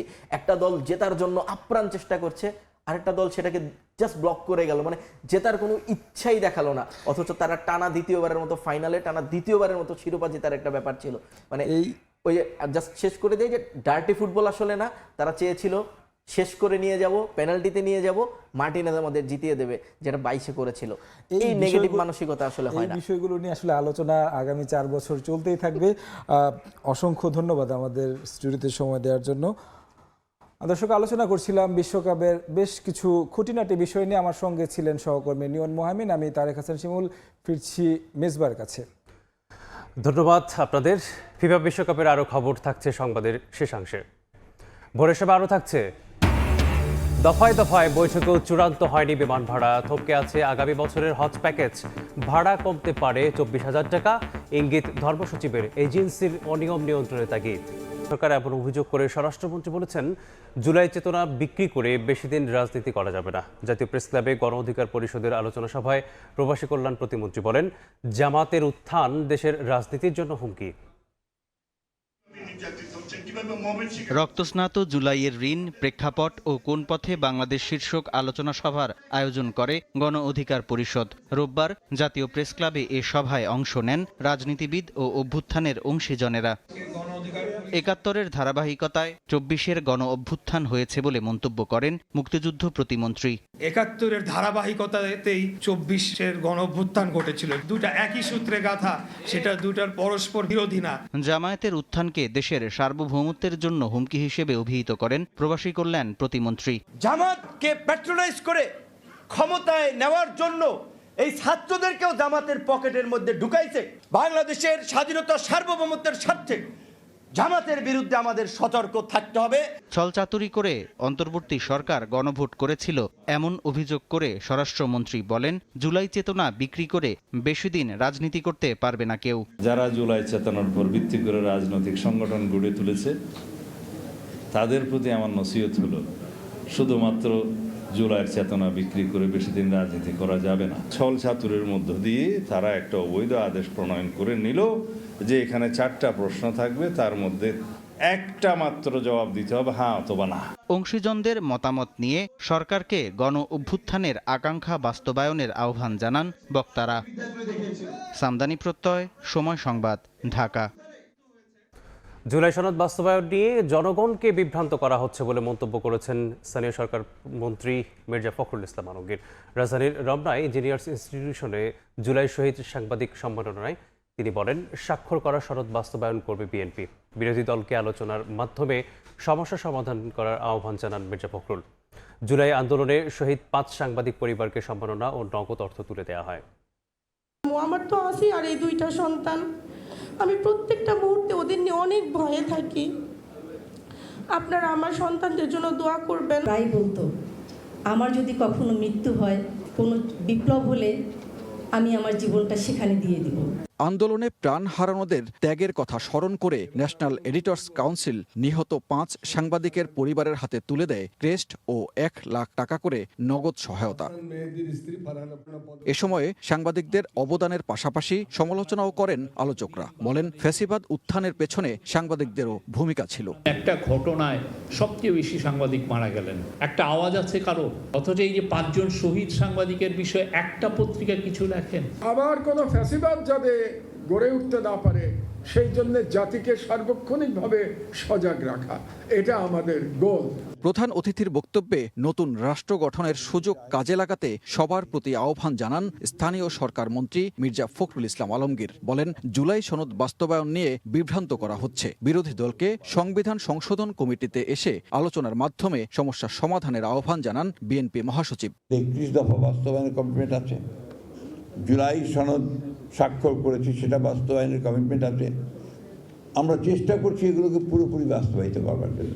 কতগুলো বিষয় নিয়ে মানুষকে বিভ্রান্ত করার চেষ্টা করা হয়, তার মধ্যে একটি হচ্ছে জুলাই সনদ নিয়ে। এই যে সুযোগ সৃষ্টি হয়েছে নতুন করে রাষ্ট্রকে নির্মাণের, এই সুযোগের সৎ ব্যবহারটা আমাদেরকে করতে হবে। একটা আপনার কমিটিও তৈরি করা হয়েছে, বিরোধী দলের আমার আহ্বান থাকবে যে তারা আসবেন, এই কমিটিতে যোগ দিবেন এবং সংবিধানের যে বিষয়গুলো পরিবর্তন করা দরকার সেই পরিবর্তন করার তারা সহযোগিতা করবেন। ফ্যাসিবাদের নীল নকশা বাস্তবায়নে গণতান্ত্রিক ব্যবস্থা ধ্বংস করা হয়েছিল উল্লেখ করে বিএনপির 60 লাখ কর্মীর বিরুদ্ধে মামলা ও 1700 জনকে গুম করা হয়েছিল বলে জানান মির্জা ফখরুল। সানবীর রূপল, সময় সংবাদ, ঢাকা। শহীদ রাষ্ট্রপতি জিয়াউর রহমানকে হত্যার পর ভারতে পালিয়ে যান সাবেক সেনা কর্মকর্তা মোজাফফর। সেখানেই ছদ্মনামে পাসপোর্ট করে ঘুরে বেড়ান বিভিন্ন দেশে। 1996 সালে আওয়ামী লীগ সরকার ক্ষমতায় আসার পর বাংলাদেশে ফেরেন তিনি, তখনও ব্যবহার করেন ছদ্ম পরিচয়। এদিকে 81 সালে সেনা বিদ্রোহের বিচার হলেও আড়ালে থেকে যায় জিয়া হত্যার বিচার। বিশ্লেষকরা মনে করেন বর্তমানে নতুন করে হত্যা মামলার সুযোগ রয়েছে। 1981 সালের 30 মে ভোরের আলো ফোটার আগেই চট্টগ্রামের সার্কিট হাউসে হত্যার শিকার হলেন বিএনপির প্রতিষ্ঠাতা ও তখনকার রাষ্ট্রপতি জিয়াউর রহমান। রহস্যময় সে হত্যাকাণ্ডের কেটে গেছে 45 বছর। সেনা আইনে খুনিদের কারো কারো হয়েছে বিচার, কিন্তু সবার চোখ ফাঁকি দিয়ে পলাতক থাকা মেজর মোজাফফর হোসেন 4 দশক পর ধরা পড়লেন ঢাকায়। রহস্য মানব মোজাফফর এতদিন কোথায় ছিলেন, খুনের সঙ্গে তার সংশ্লিষ্টতা কি, আর কারা ছিলেন বর্বর এই হত্যাকাণ্ডের নেপথ্যে, এসব নিয়ে দেশবাসীর কৌতূহল যেন কাটছেই না। বিভিন্ন তথ্য উপাত্ত বলছে জিয়াউর রহমানকে হত্যার পর পালিয়ে ভারত যান মোজাফফর। বাংলাদেশ ডিফেন্স জার্নালের সম্পাদক আবু রুশদ মনে করেন ছদ্মনামে বিভিন্ন কাগজপত্র বানিয়ে নানা সময় ভ্রমণও করেছেন বেশ কিছু দেশ। ভারতে গিয়ে উনি নাম নেয় বিপ্লব সরকার, আবার আরেকবার নাম নেয় জয় ব্যানার্জি নামে, 2টা নাম উনি ব্যবহার করেন এবং সেইভাবে কাগজপত্র তৈরি করেন ভারতে। ওখানে কাগজপত্র তৈরি করে পাসপোর্ট তৈরি করে উনি কিন্তু অনেক দেশ ঘুরে বেরিয়েছেন। উনি কাতারে গেছেন, মধ্যপ্রাচ্যে গেছেন, তারপরে জেনারেল আমাদের যে মইনুল হোসেন চৌধুরী ছিলেন বীর বিক্রম, উনি যখন থাইল্যান্ডের রাষ্ট্রদূত ছিলেন, উনি যে ওনার বই লিখে গেছেন, উনি ওখানে বলছেন যে এই মেজর মোজাফফর এবং মেজর খালেদ তার সাথে দেখা করতে এসেছিলেন, যা উনি কিন্তু পরে বেগম খালেদা জিয়াকে অবহিত করেছিলেন। 1996 সালে দেশে আসার পরও ছদ্ম পরিচয় ব্যবহার করতেন মেজর মোজাফফর, এমন তথ্য দিলেন প্রতিরক্ষা বিষয়ক সাংবাদিক আবু রুশদ। আমি জানতে পেরেছিলাম যে 1996 সালে আওয়ামী লীগ আসার পরে মেজর মোজাফফর বাংলাদেশে এসেছিলেন, হ্যাঁ, এবং বাংলাদেশেও উনি বিভিন্ন নাম ব্যবহার করতেন, বিভিন্ন কাগজপত্র তৈরি করেছিলেন। এরপরে আবার বিএনপি আসার আগে উনি চলে যান। এখন আবার যখন 2009 সালে আওয়ামী লীগ এসছে, তারপরে উনি এসে বাংলাদেশে থাকা শুরু করেছেন। এখন বাংলাদেশে উনি বিভিন্ন নাম হয়তো ব্যবহার করেছেন, বিভিন্ন জায়গায় থেকেছেন। বিশ্লেষকরা বলছেন 81 সালে যে বিচার হয়েছিল তা মূলত সেনা বিদ্রোহের সাজা, আর সামরিক আদালতে সেই বিচার হওয়ায় সেসব তথ্য আর জনসম্মুখে আসেনি। তাই জিয়াউর রহমান হত্যার বিচার চেয়ে বেসামরিক আদালতে নতুন মামলার সুযোগ রয়েছে বলে মনে করেন অনেক বিশ্লেষক। জেনারেল জিয়ার হত্যাকাণ্ডের কিন্তু কোনো বিচার হয়নি, বিচারটা হয়েছে একটা মিউটিনি বা বিদ্রোহের, এখন আপনার যখন এটা বিদ্রোহের বিচার হয় তখন এটা সেনাবাহিনীর অভ্যন্তরীণ বিষয় হয়, সামরিক আইনের বিষয় হয়। সুতরাং ওইখানে কে কি করেছে বিষয়গুলো সেনাবাহিনী হয়তো এই কারণে জানায়নি। এটাকে যদি আপনি আবারও মিউটিনি হিসাবে বিচার করেন তাহলে এটা ওই গণ্ডির মধ্যেই থাকবে। কিন্তু কেউ যদি এটার ব্যাপারে হত্যা মামলা দায়ের করে তাহলে জিনিসটা আপনার বৃহত্তরভাবে এটা তদন্ত করার একটা সুযোগ দাঁড়াবে। জিয়াউর রহমান তো হত্যাকাণ্ড এবং মিউটিনি দুইটা এখানে। তো হত্যাকাণ্ডের অপরাধ কনকারেন্ট জুরিসডিকশন আছে, দুই দিকেই বিচার হতে পারে। একটা হলো সিভিল কোর্ট আর একটা হলো মিলিটারি কোর্ট। সো এইটা সরকার সিদ্ধান্ত নেবে তার বিচার কোথায় হবে। বিশ্লেষকরা বলছেন মোজাফফর হোসেনকে জিজ্ঞাসাবাদের মাধ্যমে অনেক তথ্যই জানার সুযোগ সামনে এসেছে। তবে ইতিহাসের নির্মোহ বিশ্লেষণের জন্য প্রাপ্ত তথ্য অন্যান্য দলিলাদি ও সংশ্লিষ্টদের মাধ্যমে যাচাই করতে হবে। ফারুক ভিয়া, রবিন, সময় সংবাদ, ঢাকা।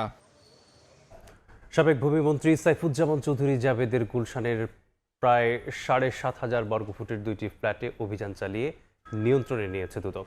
ফ্ল্যাট থেকে মার্সিডিস বেঞ্জ সহ ৮টি বিলাসবহুল গাড়ির চাবি সহ দুর্নীতির নানা আলামত জব্দ করেছে সংস্থাটি। গুলশান ২-এর ৬৬ নম্বর রোডের এই আলিশান বাড়িটির সন্ধান পায় গত ডিসেম্বরে দুদক, যেখানে সাবেক ভূমিমন্ত্রী সাইফুজ্জামান চৌধুরী জাবেদের প্রায় ১৮ কোটি টাকা মূল্যের ২টি ফ্ল্যাট রয়েছে। আদালত থেকে ফ্ল্যাট দুটি ক্রোকের আদেশের পর এর তত্ত্বাবধানের দায়িত্ব দেওয়া হয় দুদককেই। রোববার সকালে পুলিশের সহায়তায় একজন নির্বাহী ম্যাজিস্ট্রেটের উপস্থিতিতে বন্ধ ফ্ল্যাট দুটির তালা ভেঙে ভেতরে প্রবেশ করেন দুদক কর্মকর্তারা। ফ্ল্যাটে মার্সিডিস বেঞ্জ সহ ৮টি বিলাসবহুল গাড়ির চাবি ও দুর্নীতির নানা আলামত মিললেও অনেক মালামাল আগেই সরিয়ে ফেলা হয়েছে বলে ধারণা তাদের। প্রাথমিকভাবে আমরা কিছু জিনিস পেয়েছি, এখানে কিছু গাড়ির চাবি পেয়েছি, আমরা ৫ থেকে ৬টা গাড়ির চাবি পেয়েছি, দামি গাড়ি মার্সিডিস বেঞ্জ সহ, রোলেক্স ঘড়ির অনেকগুলো প্যাকেট পেয়েছি, ম্যানুয়াল পেয়েছি।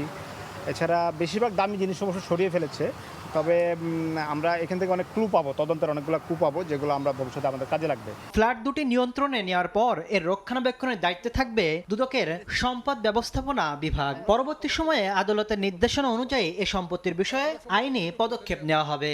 আইনে বলা আছে যে এই সম্পদটা যাতে যথাযথ ব্যবহার নিশ্চিত করা হয়।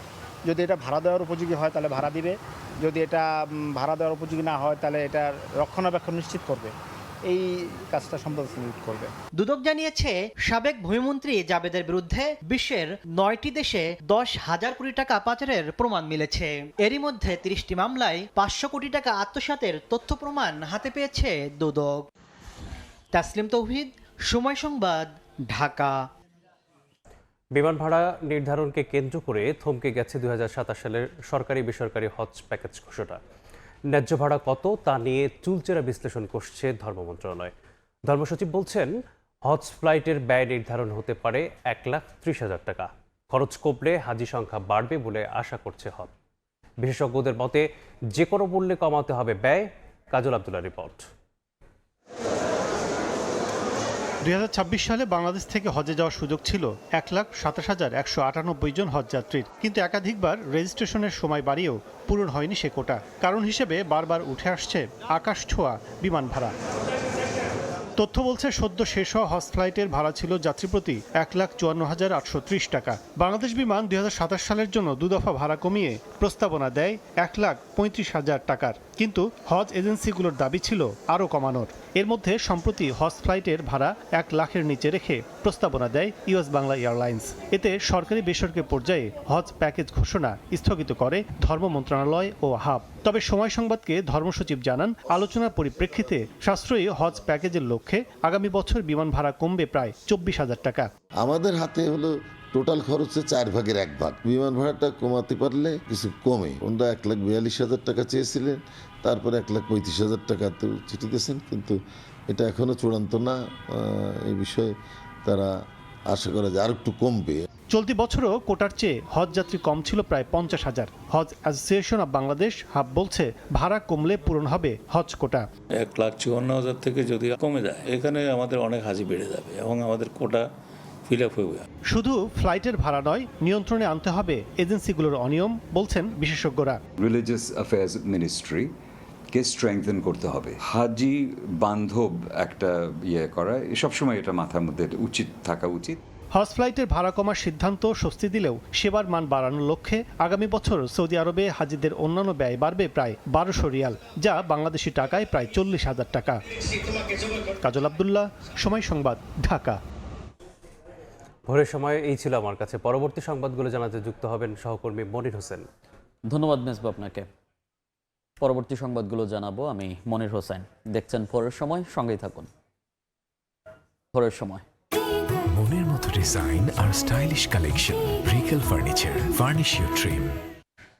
কক্সবাজারের 50টির বেশি পাহাড়ে ঝুঁকি নিয়ে বাস করছেন কয়েক লাখ মানুষ। সম্প্রতি ভারী বৃষ্টিতে পাহাড় ধসে প্রাণ গেছে 22 জনের। গেল 18 বছরে মৃত্যু 312। পরিবেশবিদরা বলছেন ভূমিদস্যু চক্রের কারণে বন্ধ হচ্ছে না পাহাড় কাটা। পুনর্বাসনের উদ্যোগের অভাবে সরছেন না ঝুঁকিপূর্ণ বাসিন্দারা। প্রশাসন বলছে পাহাড়ে বসবাসকারীদের পুনর্বাসনে কাজ করছে সরকার। বুলবুল রেজার রিপোর্ট, ক্যামেরায় ছিলেন ওমর ফারুক। কক্সবাজার সদরের দরিয়ানগর বড়ছড়া এলাকা। 7 জুলাই অতিবৃষ্টিতে বসতবাড়ির উপর ধসে পড়ে পাহাড়ের মাটি। ঘটনাস্থলে মৃত্যু হয় এক গৃহবধূর। আহত অবস্থায় উদ্ধার করা হয় তার স্বামী ও 2 সন্তানকে। পাহাড়টিতে তাদের মতোই ঝুঁকি নিয়ে বাস করছেন লক্ষাধিক মানুষ। আতিকে আসম্বিন মাঝে আট গড়ি হরি উন সিঁড়ি একুবারে মেড়ির তলে আর জামাই আর ফুতুনির জামাই আর ফুতুনি মেড়ির তলে একুবারে যাবার দিঘি। পাশে দক্ষিণ কলাতলি শুকনাছড়ি পাহাড়। এখানে বসবাস অন্তত 400 পরিবারের। ভারী বৃষ্টিতে পাহাড় ধস হয়েছে এখানেও। ঘুমোতে পারি নাই, গাছ পরি মানে সেট গিয়ে ঘর মানে বেশি কষ্ট ছিলাম। পাহাড় ভাঙার পরেও এই জায়গার মালিক পাহাড় কুন্দি এ পাশে ডেইং করতেছে। স্থানীয়দের দাবি 1996 সালে কক্সবাজারের সুগন্ধা পয়েন্টের করাচিপাড়া থেকে উচ্ছেদ করে তাদের এই পাহাড়ে পুনর্বাসন করা হয়। এরপর থেকেই জীবনের ঝুঁকি নিয়ে বসবাস করছেন তারা। আগে ছিলাম করাচিপাড়া নামের ওই সমুদ্র সৈকতে, আমাদের ওইখান থেকে উচ্ছেদ করে এখানে পুনর্বাসন করছে। ওই হিসাবে আমরা এখানে আছি, খুব কষ্টে আছি। আমাদেরকে সরকার এখানে নিয়ে এসে তো ঝুঁকিপূর্ণতা আমাদের বসবাস করে দিয়ে গেছে। রাস্তাঘাট ভাঙা, উঠতে পারি না, পরে যাই, হাত পা ভাঙে যায়। পাহাড় কেটে এখানে তৈরি করা হয়েছে চলাচলের রাস্তা, তৈরি করা হয়েছে পাকা বাড়িও। বৃষ্টি হলেই বাড়ে আতঙ্ক। বর্ষা শুরু হলেই পাহাড়ের ঝুঁকিতে থাকা লোকজনকে সরিয়ে নেয়ার তোড়জোড় শুরু হয়। বৃষ্টি থেমে গেলে পরিস্থিতি আগের মতোই হয়ে যায়। শুরু হয় পাহাড় নিধন ও অবৈধ বসতি নির্মাণ। পাহাড় ধসে মৃত্যুর ঘটনা ঘটলে প্রশাসন তৎপর হয়, উচ্ছেদ হয় কিছু অবৈধ স্থাপনা। তবে পরিস্থিতি পাল্টায় না।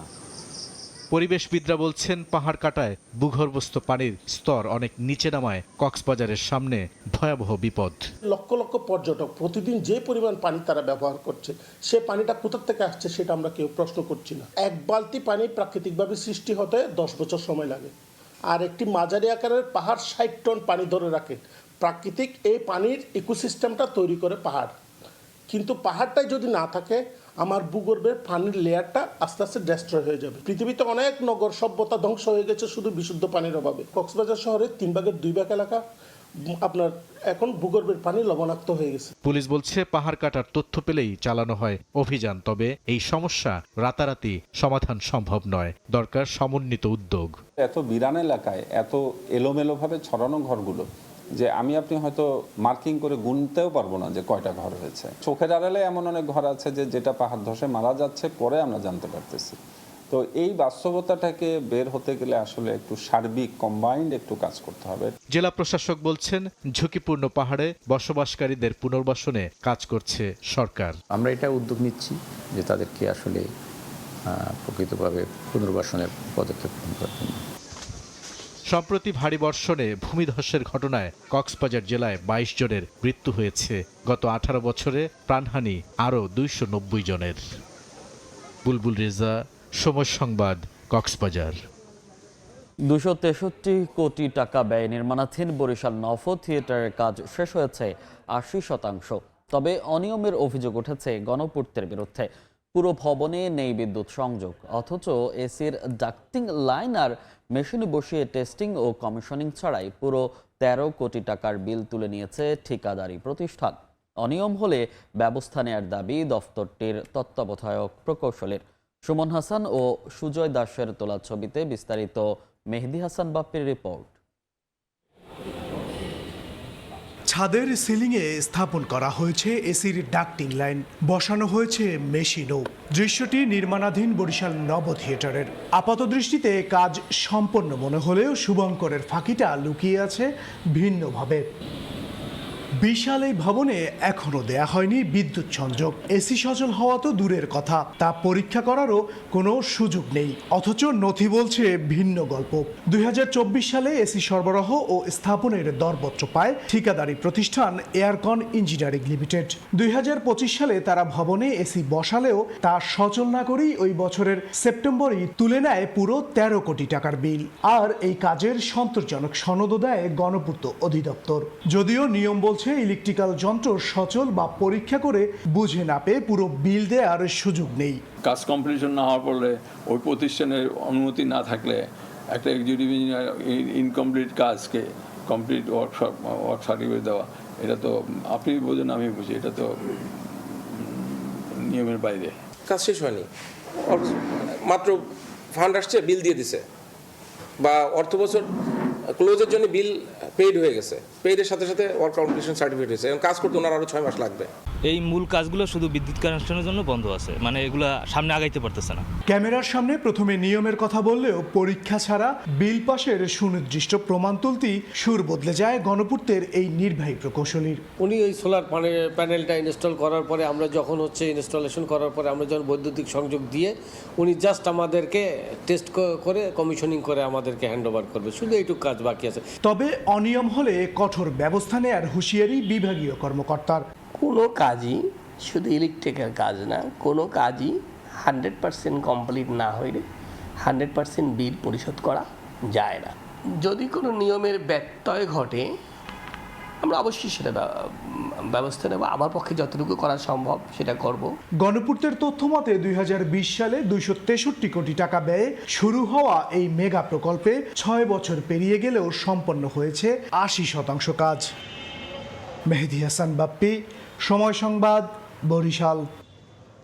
বরগুনা জেনারেল হাসপাতালে 4 বছর ধরে বিকল মিশরের উপহার দেয়া অক্সিজেন প্ল্যান্ট। এতে ভারত থেকে 5 লাখ টাকা বেশি দামে অক্সিজেন আমদানি করে সরবরাহ করতে হচ্ছে হাসপাতালে। এই অবস্থায় উপহারের অক্সিজেন প্ল্যান্টটি মেরামতের জন্য মন্ত্রণালয়ে চিঠি দেয়া হলেও কোনো সুরাহা মেলেনি। রুবেল হোসেনের ছবিতে সাইফুল মিরাজের রিপোর্ট। প্লান্টে জমেছে ধুলো ময়লা, বিকল পড়ে আছে 4 বছর ধরে। 2022 সালে বিকল হয় মিশরের উপহারের অক্সিজেন প্লান্টটি। একাধিকবার মন্ত্রণালয়ে চিঠি দিয়েও কোনো সাড়া মেলেনি। তাই ভারত থেকে আমদানি করা অক্সিজেন কিনে এখন হাসপাতালে সরবরাহ করা হচ্ছে। এতে প্রতি মাসে অন্তত 5 লাখ টাকা অতিরিক্ত খরচ হচ্ছে। আমরা সকল উপজেলায় আমরা সিলিন্ডার রিফিল করে দিতাম বিনামূল্যে, আর বর্তমানে ওটা নষ্ট আছে। প্রতিবার লিকুইডে আমাদের মিনিমাম 1.5 লক্ষ থেকে 1,80,000 টাকার মতো লাগে। ঊর্ধ্বতন কর্তৃপক্ষকে অবহিত সব ব্যবস্থা গ্রহণের জন্য বলছি, তারা এখন পর্যন্ত আসে নাই। অক্সিজেন প্লান্টটি সচল করার জন্য আবারও উদ্যোগ নেয়ার আশ্বাস তত্ত্বাবধায়কের। এটা বর্তমানে অচল অবস্থায় আছে, তো এটা নিয়ে আমরা বেশ কয়েকবার চিঠি চালাচালি করেছি সংশ্লিষ্ট কর্তৃপক্ষের নিকট, তো এখন পর্যন্ত কার্যকর ব্যবস্থা গ্রহণ করা হয়নি। তো আশা রাখি যে খুব তাড়াতাড়ি এটা বিষয়ে কার্যকর ব্যবস্থা গ্রহণ করা হবে। 2021 সালে বরগুনা জেনারেল হাসপাতালে স্থাপন করা হয় মিশরের উপহারের অক্সিজেন প্লান্টটি। এ প্লান্ট বাতাস থেকে অক্সিজেন সংগ্রহ করে সিলিন্ডারজাত করত। পরে পাইপলাইনের মাধ্যমে হাসপাতালের ওয়ার্ডে সরবরাহ করা হতো। পাশাপাশি সিলিন্ডারের মাধ্যমে অক্সিজেন সরবরাহ করা হতো জেলার 5টি উপজেলা স্বাস্থ্য কমপ্লেক্স ও সরকারি বিভিন্ন অফিসেও। সাইফুল মিরাজ, সময় সংবাদ, বরগুনা। দেখছেন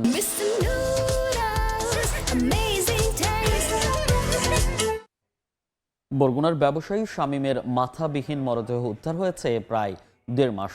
এ হত্যাকাণ্ডে জড়িত সন্দেহে গ্রেফতার করা হয়েছে 6 জনকে। একে একে সব আসামির মঞ্জুর হয়েছে রিমান্ডও, তবুও এখনো পর্যন্ত উদ্ধার হয়নি মাথা। এতে পুলিশের ভূমিকা নিয়ে প্রশ্ন তুলেছেন নিহতের স্বজন ও এলাকাবাসী। পুলিশ বলছে মাথা উদ্ধারের চেষ্টা চলছে। রুবেল হোসেনের ছবিতে সাইফুল মিরাজের আরও একটি রিপোর্ট। খালে জাল টানার এ দৃশ্য দেখে মনে হতে পারে মাছ ধরা হচ্ছে, কিন্তু তা নয়। বরগুনার ব্যবসায়ী শামীমের মাথা উদ্ধারের জন্য খালে জাল টানাচ্ছে পুলিশ। গত ৮ জুন গৌরীচন্না এলাকার ব্যবসায়ী শামীমের মাথাবিহীন মরদেহ উদ্ধার করা হয়। এরপর এ হত্যাকাণ্ডে জড়িত সন্দেহে একে একে গ্রেফতার করা হয় ৬ জনকে। পর্যায়ক্রমে রিমান্ডও মঞ্জুর হয় তাদের। কিন্তু ঘটনার ১.৫ মাস অতিবাহিত হলেও এখনো উদ্ধার হয়নি শামীমের মাথা। এজন্য পুলিশের গাফিলতিকে দায়ী করছেন স্বজন ও এলাকাবাসী। প্রশাসনকে বলি যে স্যার মাথাটা কি পাবো না, যে ৬ জন আসামি ধরলেন, এদের কিছু পাইলেন না? পাইলে তো আসামি পাইয়েই গেলাম, হলে তো মাথা বেরোইয়েই গেল। তাহলে আমরা কি আমার স্বামীর মাথা পাবো না? আমরা কি আইনের কাছে বিচার পাবো না? যারা এর সাথে জড়িত তাদের দৃষ্টান্তমূলক শাস্তি যাতে দেওয়া হয়। আমরা প্রশাসনের কাছে দাবি চাই যে মাথাটা দেন, তাড়াতাড়ি তারা উদ্ধার করুক, দ্রুত মাথা খুঁজে বের করে এটা বিচারের সম্মুখীন করুক। পুলিশ বলছে শামীমের মাথা উদ্ধারের জন্য চেষ্টা চলছে। কিছু তথ্য আমরা পেয়েছি, পাওয়ার পরে আমরা কিন্তু ওই জলাশয়ে পুনরায় আবার ভিক্টিমের মাথা উদ্ধার করবার জন্য আমরা আবার চেষ্টা করি। জেলেদেরকে হায়ার করি, পুরো এলাকাটা জাল দিয়ে টেনে টেনে আমরা চেষ্টা করি যে মাথাটা পাওয়া যায় কিনা। আমরা পাইনি, তারপরও আমরা আশাবাদী যে আমরা এখনো পেতে পারি, যদি আমাদের চেষ্টা তো অব্যাহত আছে। গত ৮ জুন শামীম হত্যাকাণ্ডের জন্য অজ্ঞাতনামা আসামিদের বিরুদ্ধে মামলা দায়ের করেন তার স্ত্রী। পরে এ হত্যাকাণ্ডে জড়িত সন্দেহে সজীব, শ্যামল, শফিক, দুর্জয়, সাগর ও শিমুলকে গ্রেফতার করে পুলিশ। মামলাটির তদন্ত করছে ডিবি। সাইফুল মিরাজ, সময় সংবাদ, বরগুনা। পটুয়াখালী জেলা সদর থেকে ২ উপজেলায় যোগাযোগের একমাত্র বাইপাস সড়কের ৩০ কিলোমিটার অংশ এখন খানাখন্দে ভরা। চলতি বর্ষা মৌসুমে চলাচলের অনুপযোগী হয়ে পড়েছে সড়কটি। প্রতিদিনই ঘটছে দুর্ঘটনা। ভোগান্তি থেকে বাঁচতে সড়কটি দ্রুত সংস্কারের দাবি স্থানীয়দের। শিগগিরই সমাধানের আশ্বাস কর্তৃপক্ষের। সুজন দামের ছবি ও মোহাম্মদ মনির হোসেন বাদলের তথ্য নিয়ে রিপোর্ট।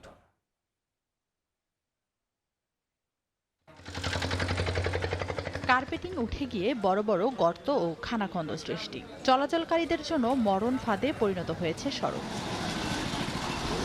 পটুয়াখালী জেলা সদর থেকে বাউফল উপজেলার কালাইয়াবাজার ও দশমিনা উপজেলায় যোগাযোগের একমাত্র বাইপাস সড়কটি গত ৫ বছর ধরে সংস্কার না হয় ক্ষতবিক্ষত।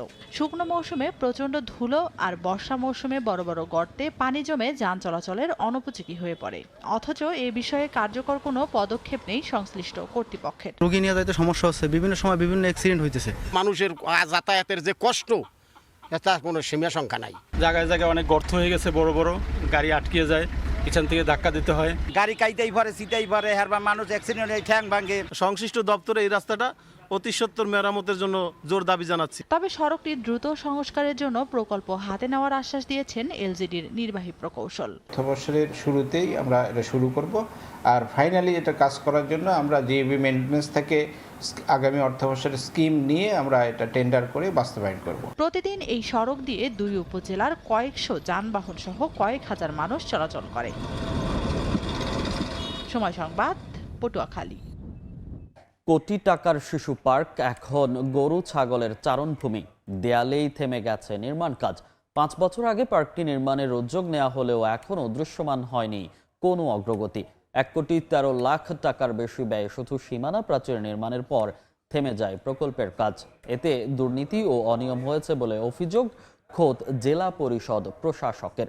জিয়াউল হকের তথ্য, তরিকুল ইসলাম ওয়াফির ছবিতে রিপোর্ট।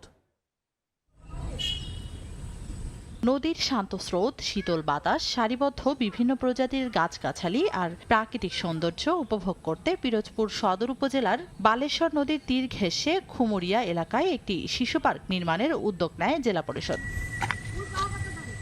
5 বছর আগে 2020-21 অর্থ বছরে 1,13,21,924 টাকা ব্যয়ে নির্মাণ করা হয় শুধু সীমানা প্রাচীর। পরে প্রায় 10 লাখ টাকা ব্যয়ে বালু দিয়ে জমি ভরাট করা হয়, কিন্তু এরপর আর এগোয়নি প্রকল্পের কাজ। সাধারণ মানুষ ও শিশুদের বিনোদনের জন্য নির্মিত এই পার্কটি এখন পড়ে আছে অযত্ন অবহেলায়। এখন পরিণত হয়েছে বখাটেদের আখড়া ও গরু ছাগলের চরণভূমিতে।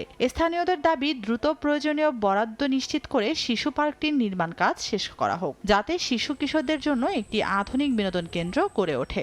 আমাদের এই শিশু পার্কটা বিগত দিন এইভাবে পড়ে আছে। শিশু পার্ক হওয়ার কথা, কিন্তু এখন পর্যন্ত শিশু পার্কটা হয় নাই। এখন যদি এই পার্কটা হয়, এই রাস্তাটা হয়, তাহলে দেখা যায় যে এই এলাকার মানুষজনের অনেক উপকার হয়। বাজেট করেছিল, কিন্তু সেই বাজেট ইতিমধ্যে আপনারা জানেন যে খেয়ে ফেলেছে একটি বাউন্ডারি ওয়াল এবং কিছু বালি ভরাটের মাধ্যমে। হইলে পরে রাস্তাঘাটও হইলো, আমরাও একটু যাতায়াত করা চলাচলতি ভালো হইলো। এখানে যদি শিশু পার্ক হতো তাহলে আশেপাশের মানুষের উন্নতি হতো। প্রকল্পে দুর্নীতি, অনিয়ম হয়েছে অভিযোগ জেলা পরিষদ প্রশাসকের। তবে পার্কটি নির্মাণে প্রয়োজনীয় অর্থ বরাদ্দের জন্য মন্ত্রণালয়ে প্রস্তাব পাঠানোর পরিকল্পনা রয়েছে জানান তিনি। কাজ হয়নি বলে বিশেষ করে বালি ভরাটটি হয়েছে বড় ধরনের, এটি মানুষ জানে না, কিন্তু বরাদ্দের অঙ্কটা অনেক বেশি, যেটা আমাদের আভ্যন্তরীণ যাচাই বাছাই চলছে। পার্কটি সরকারি 5 একর 46 শতক জমি নিয়ে নির্মাণ করার পরিকল্পনা নেওয়া হয়। সময় সংবাদ, পিরোজপুর। প্রাকৃতিক দুর্যোগের কারণে সরবরাহ কম হওয়ায় হবিগঞ্জের পাইকারি বাজারে বেড়েছে সব ধরনের সবজির দাম। অন্যদিকে সরবরাহ কম থাকলেও শেরপুরের মাছের বাজারে কিছুটা স্বস্তি এসেছে। টানা বৃষ্টি ও বন্যায় সবজি ক্ষেত নষ্ট হওয়ায় সরবরাহ কমেছে। হবিগঞ্জের কোর্ট স্টেশন এলাকার চাষি বাজারে বৃদ্ধি পেয়েছে সব ধরনের সবজির দাম। ফলে সবজি কিনতে হিমশিম খেতে হচ্ছে সাধারণ ক্রেতাদের। সরবরাহ কম থাকায় দাম কিছুটা চওড়া বলছেন বিক্রেতারা।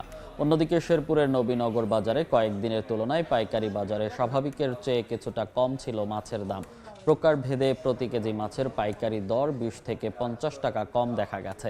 বাজারটিতে প্রায় 7 থেকে 8 লক্ষ টাকার মাছ কেনা বেচা হয় বলে জানান আড়তদাররা। কয়েকদিন যাবৎ বৃষ্টি এবং বন্যার কারণে এই সবজির দাম অনেক বেশি। সবজির দাম ক্রয় ক্ষমতার বাইরে চলে গেছে। আজকে মাছের বাজার একটু কমই আছে। আমরা কম দিয়ে পাইলে কম দিয়ে বেচতে পারলে আমাদের লাভ, জনগণের লাভ। আর মাছ আসে আমাদের আপনার নকলা থেকে, তারাকান্দা থেকে, হালুয়াঘাট থেকে, মোহনগঞ্জ থেকে, সিলেট থেকে, বাইরে থেকে এগুলো আসে। ইতিপূর্বে আজকে একটু কমই মনে হয়, কিন্তু আজকে মাছ একটু আমদানি কম হয়েছে। মুন্সিগঞ্জের মিরকাদিম মাছের হাটে কমেছে ইলিশের সরবরাহ। এছাড়া হাটে উঠেছে নদী, নালা, খাল, বিলের নানা প্রজাতির মাছ। এ বিষয়ে আরও খবর জানাতে যুক্ত হচ্ছেন রিপোর্টার নাসির উদ্দিন উজ্জ্বল। যাচ্ছি তার কাছে। উজ্জ্বল,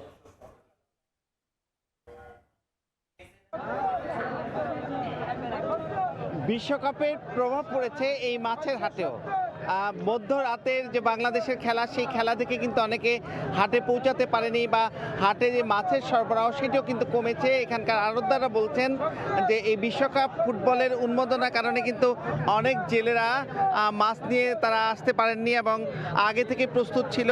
এবং এইদিকে যেসব মাছ সরবরাহ হয়েছে, এই সরবরাহের সত্ত্বেও এখানে কিন্তু অনেক ক্রেতার অভাব আছে। তারা বলছেন যে অনেক ক্ষেত্রে খুচরা ক্রেতা বা এখানকার যারা পাইকারি মাছ কিনে নিয়ে যান তাদের সংখ্যা কিন্তু কমেছে। তার কারণে হাটে কিছুটা ভিড় কমেছে এখন। তারপরেও আপনারা দেখছেন যে ইলিশ ঘিরে কিন্তু ভিড় আছে, হাট ডাকে ইলিশ বিক্রি হচ্ছে এবং ইলিশের সরবরাহ কম থাকার কারণে কিন্তু 4 দিনের ব্যবধানে কেজিতে 100 টাকা বেড়েছে এবং ছোট আকারের ইলিশ বিক্রি হচ্ছে 450 থেকে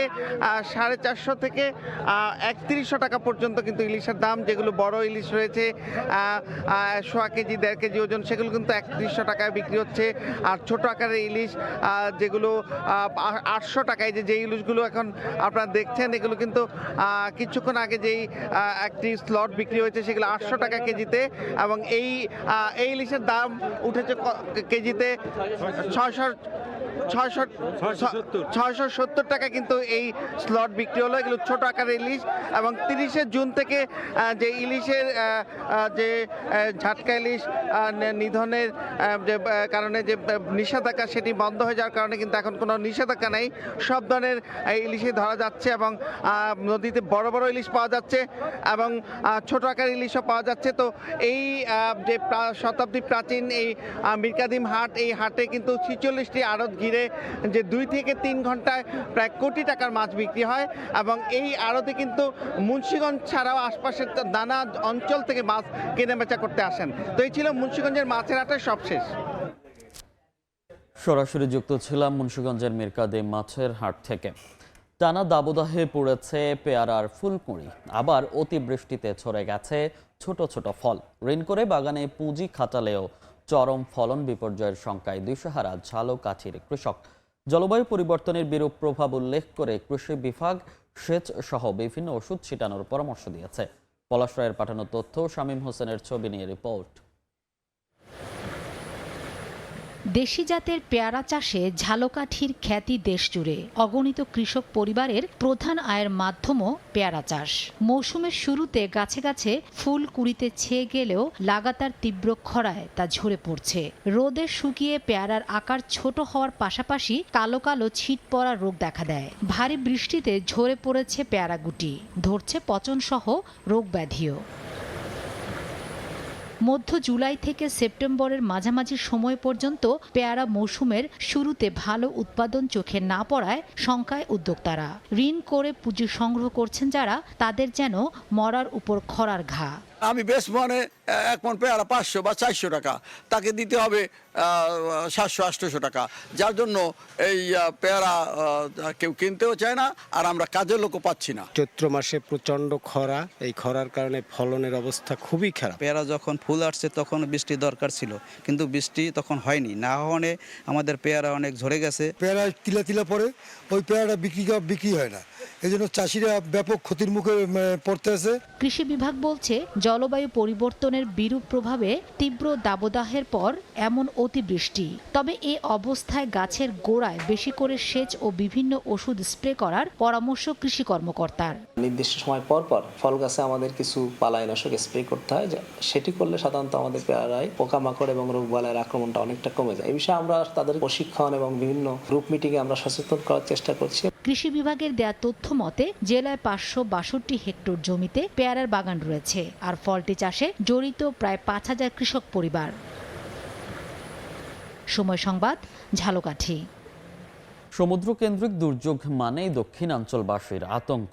সংকটকালীন সুপেয় পানি ও খাদ্যাভাব মেটাতে স্থানীয়রা আশ্রয় কেন্দ্রে ছুটলেও সেখানেও শিকার হতে হয় অবকাঠামো সহ নানা ভোগান্তির।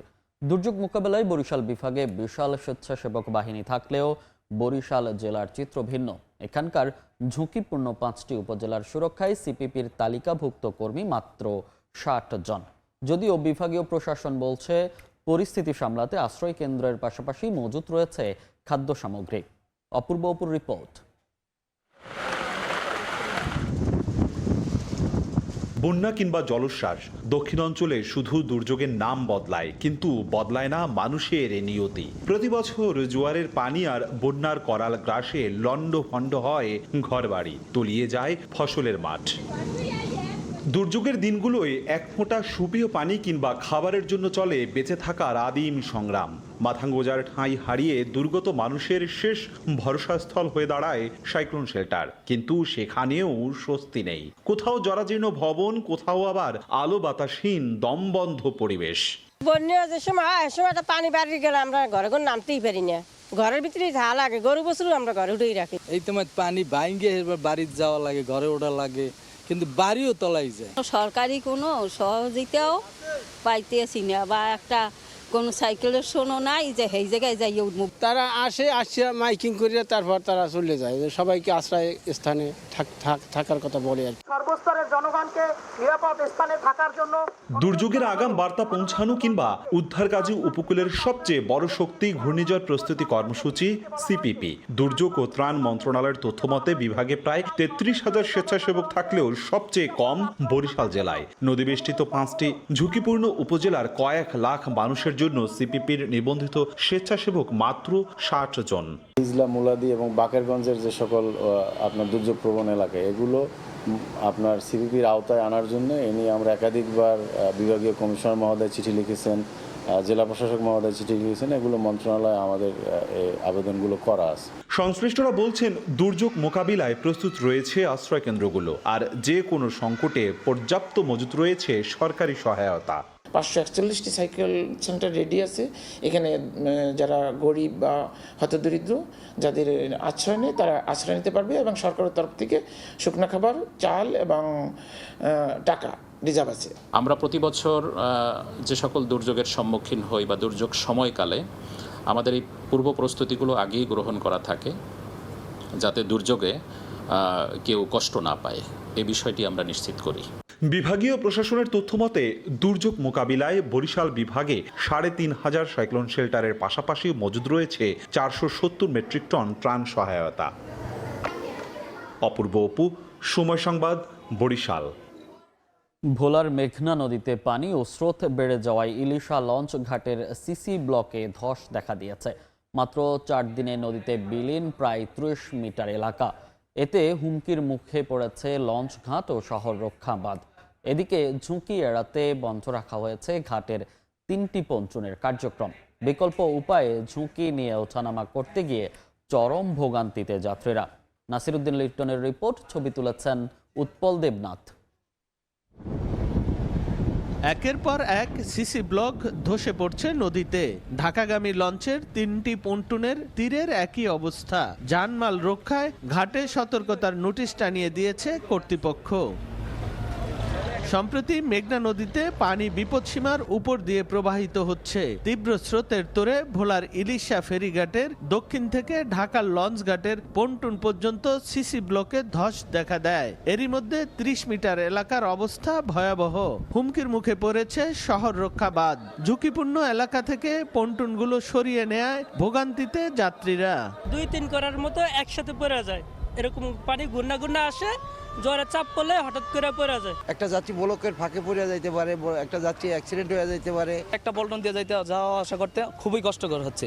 তবে যাত্রী ও স্থানীয়দের নিরাপত্তায় দ্রুত ঘাট পুনঃস্থাপন এবং জরুরি পদক্ষেপ নেয়ার আশ্বাস দিয়েছে BIWTA ও পানি উন্নয়ন বোর্ড।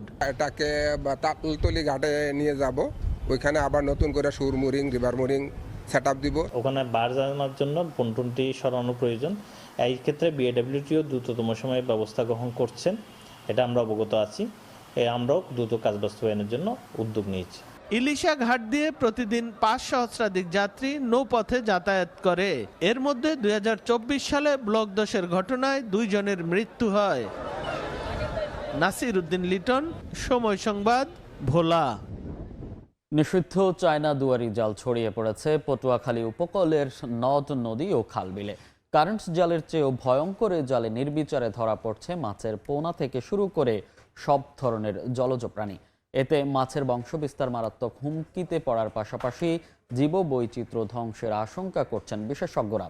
তকিব পেদার ছবিতে শিকদার জাবির হোসেনের রিপোর্ট।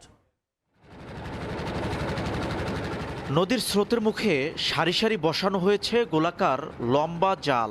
স্থানীয়দের কাছে এটি পরিচিত চায়না দুয়ারি নামে। জোয়ারের পানির সঙ্গে ভেসে আসা মাছ কিংবা জলজ প্রাণী একবার এ জালের ভেতর ঢুকলে আর বের হওয়ার সুযোগ থাকে না। বড় মাছের পাশাপাশি আটকা পড়ে রেণু ও পোনা মাছও। ফলে অকালেই ধ্বংস হচ্ছে ভবিষ্যতের মৎস্য সম্পদ। শুধু নদী নয়, পটুয়াখালীর উপকূলের খাল বিলেও দ্রুত ছড়িয়ে পড়েছে ধ্বংসাত্মক এ জালের ব্যবহার। শুধু মাছ নয়, জালের ফাঁসে আটকা পড়ে নানা জলজ প্রাণী। এতে ধ্বংস হচ্ছে জলজ উদ্ভিদ এবং পানির স্বাভাবিক খাদ্য শৃঙ্খল।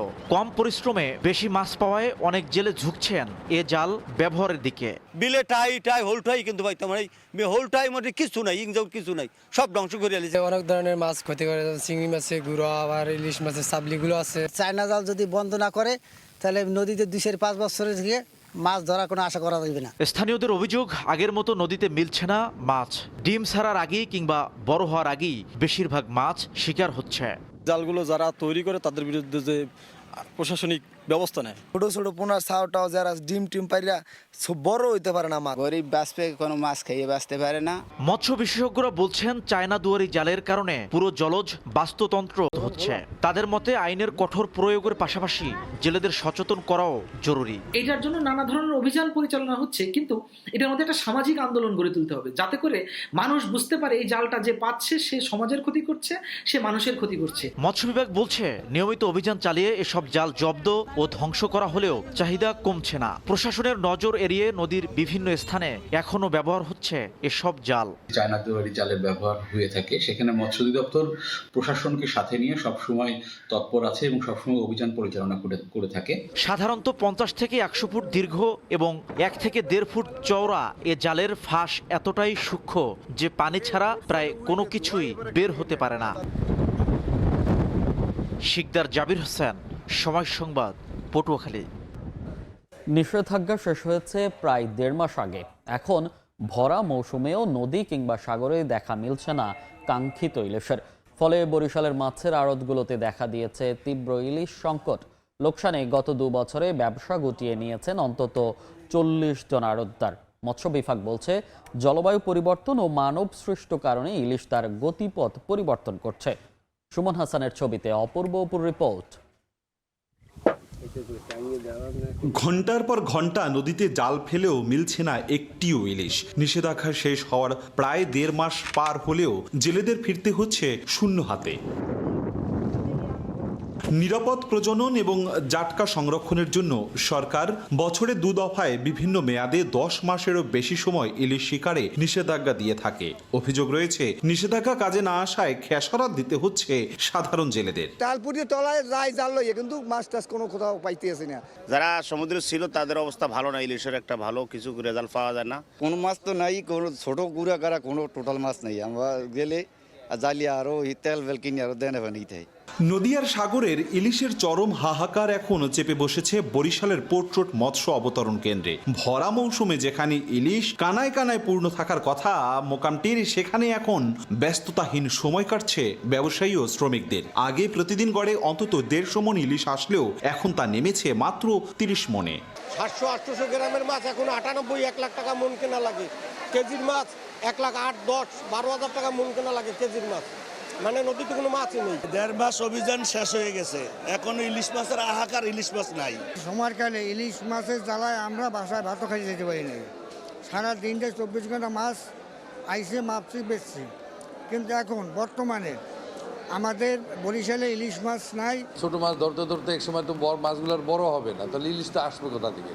দিন দিন সংকট বাড়তিয়েছে। তবে মৎস্য বিভাগ বলছে জলবায়ু পরিবর্তন ও মানব সৃষ্ট কারণে ইলিশ তার গতিপথ পরিবর্তন করেছে। ইলিশ সম্পদ রক্ষায় কাজ করার কথা বলছেন সংশ্লিষ্ট কর্মকর্তারা। সাগরের সাথে নদীর যে কানেকশন, এই মোহনা অঞ্চলটাতে নদীর নাব্যতা কমে যাওয়া, অনেক ডুবোচর সেখানে তৈরি হয়ে গিয়েছে।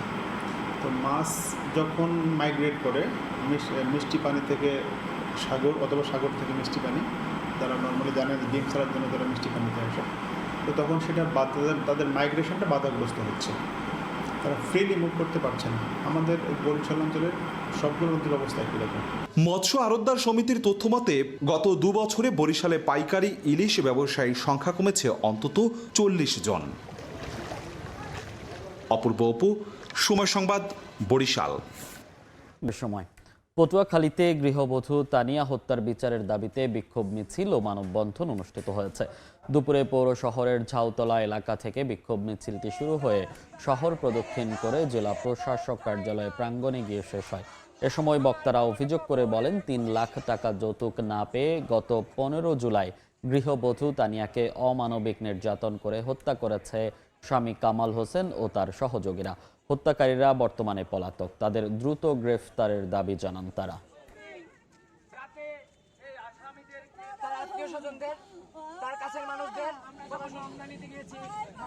মাদারীপুরে আমেরিকা প্রবাসীর বাসার তালা ভেঙে মালামাল লুটের অভিযোগ উঠেছে।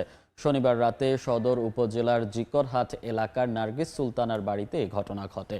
তার ছোট বোন জেসমিন আক্তার জানান, দীর্ঘদিন ধরে বড় বোন আমেরিকা থাকায় গ্রামের বাড়ি তালাবদ্ধ থাকে।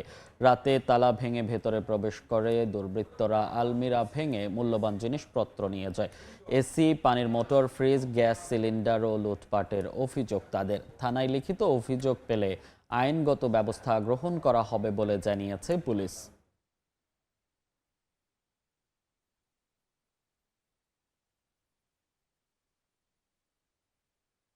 রাজশাহীতে শুরু হলো জুলাই মাসের টিসিবির পণ্য বিক্রয়। সকালে নগরের চণ্ডীপুর এলাকায় এই কার্যক্রমের আনুষ্ঠানিক উদ্বোধন করেন জেলা প্রশাসক। এবার নগরী সহ 9টি উপজেলায় 1,74,057 জন কার্ডধারী পরিবার এই সুবিধা পাচ্ছেন। প্যাকেজে 2 লিটার ভোজ্য তেল, 2 কেজি মসুর ডাল, 1 কেজি চিনি ও 2 ধরনের সাবান দেয়া হচ্ছে। তবে টিসিবি প্যাকেজে প্রতিবার 30 টাকা কেজি দরে 5 কেজি চাল বরাদ্দ থাকলেও জুলাই মাসে বরাদ্দ নেই। এতে হতাশ সুবিধাভোগীরা।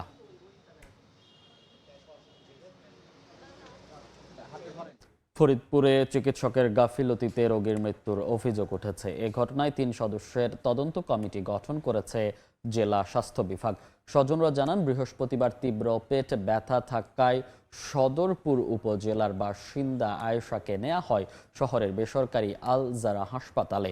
রাতে তার অ্যাপেন্ডিসাইটিস অপারেশন করেন ডাক্তার আতিকুল আহসান। শারীরিক অবস্থার দ্রুত অবনতি ঘটতে থাকলে রাতে আয়েশাকে পার্শ্ববর্তী রেজওয়ান মোল্লা হাসপাতালের আইসিইউতে স্থানান্তর করা হয়। সেখানে চিকিৎসাধীন অবস্থায় শুক্রবার সকালে আয়েশার মৃত্যু হয়। অপারেশনের পর থেকে সংশ্লিষ্ট চিকিৎসককে পাওয়া যায়নি বলে অভিযোগ স্বজনদের। তদন্তে গাফিলতি বা দায়িত্বে অবহেলার প্রমাণ মিললে স্বাস্থ্য বিভাগের বিধি অনুযায়ী পরবর্তী ব্যবস্থা নেওয়া হবে বলে জানান সিভিল সার্জন। সরকারি ইয়াসিন কলেজের দ্বাদশ শ্রেণীর শিক্ষার্থী ছিলেন আয়েশা। তারা আমার কাছে গোপনীয় করে আর কি, তারা আমার কাছে ফোন করার জন্য ফোন করে আমাদের আসতে বলতেছে। 2 জন লোক আসেন, আইসা আমরা এটা সমাধান করি আর কি। হ্যাঁ, যা আবার হয়ে গেছে আমরা সমাধান করি। চেক আপ ছাড়াই আগে চেক আপ দেখেই তারা এখানে অপারেশন করার পরে সে প্রথমে এখানে ফুটা করছে। ফুটা করার পরে সে অ্যাপেন্ডিক্স পাই নাই। ফুটা করার পরে পেটে নাড়ি ভুঁড়ি কাটে ফেলছে। তদন্ত কমিটি তদন্ত করার পরে যারা এই বিষয়ে দোষী সাব্যস্ত হবে অবশ্যই তাদের বিরুদ্ধে যথাযথ ব্যবস্থা নেওয়া হবে। যে বৈষম্যহীন বাংলাদেশের স্বপ্ন দেখিয়েছিলেন, সেই লক্ষ্য এখনও অর্জিত হয়নি বলে মন্তব্য করেছেন জাতীয় নাগরিক পার্টির মুখ্য সংগঠক নাসির উদ্দিন পাটোয়ারি। পঞ্চগড়ের তেঁতুলিয়ায় জুলাই পদযাত্রার সভায় তিনি এ মন্তব্য করেন। অনুষ্ঠানে দলের সদস্য সচিব আখতার হোসেন অভিযোগ করেন, স্থানীয় সরকারে চেষ্টা চলছে দলীয় প্রভাব বাড়ানোর। সভায় পঞ্চগড়ের উন্নয়ন কার্যক্রম ও স্থানীয় পর্যায়ের কিছু অনিয়মের অভিযোগ তুলে সতর্ক বার্তা দেন এনসিপির উত্তরাঞ্চলের মুখ্য সংগঠক সার্জিস আলম। জুলাই পদযাত্রার সভায় জেলা ও তেঁতুলিয়া উপজেলার এনসিপির বিভিন্ন পর্যায়ের নেতাকর্মীরাও উপস্থিত ছিলেন।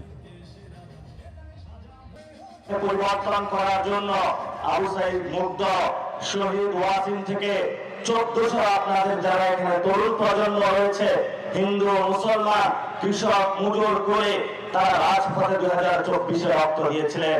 বাংলাদেশের মানুষের 2টা লক্ষ্য ছিল, এক বাংলাদেশটাকে হাসিনা মুক্ত করা, 2 বাংলাদেশটাকে হাসিনার কাঠামো মুক্ত করা।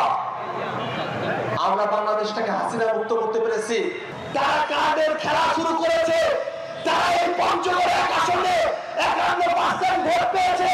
49% মানুষ শাপলাকলির পক্ষে ভোট দিয়েছে, কিন্তু তারা শুধুমাত্র তাদেরকে ওই কার্ড দেয় যারা ধানের শীষে ভোট দিয়েছে।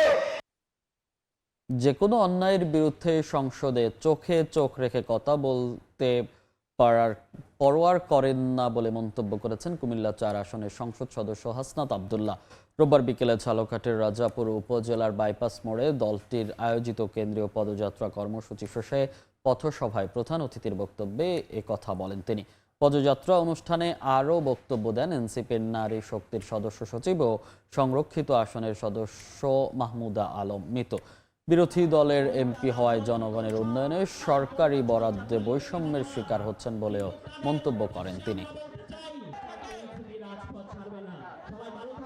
আমরা প্রতিশ্রুতি দিয়েছিলাম, আপনারা যদি আমাদেরকে নির্বাচিত করেন তাহলে সংসদে গিয়ে আমরা জনগণের প্রতিনিধিত্ব করব। প্রিয় রাজাপুরবাসী, আপনারা মূল্যায়ন করবেন সংসদে গিয়ে আমরা ব্যবসায়ী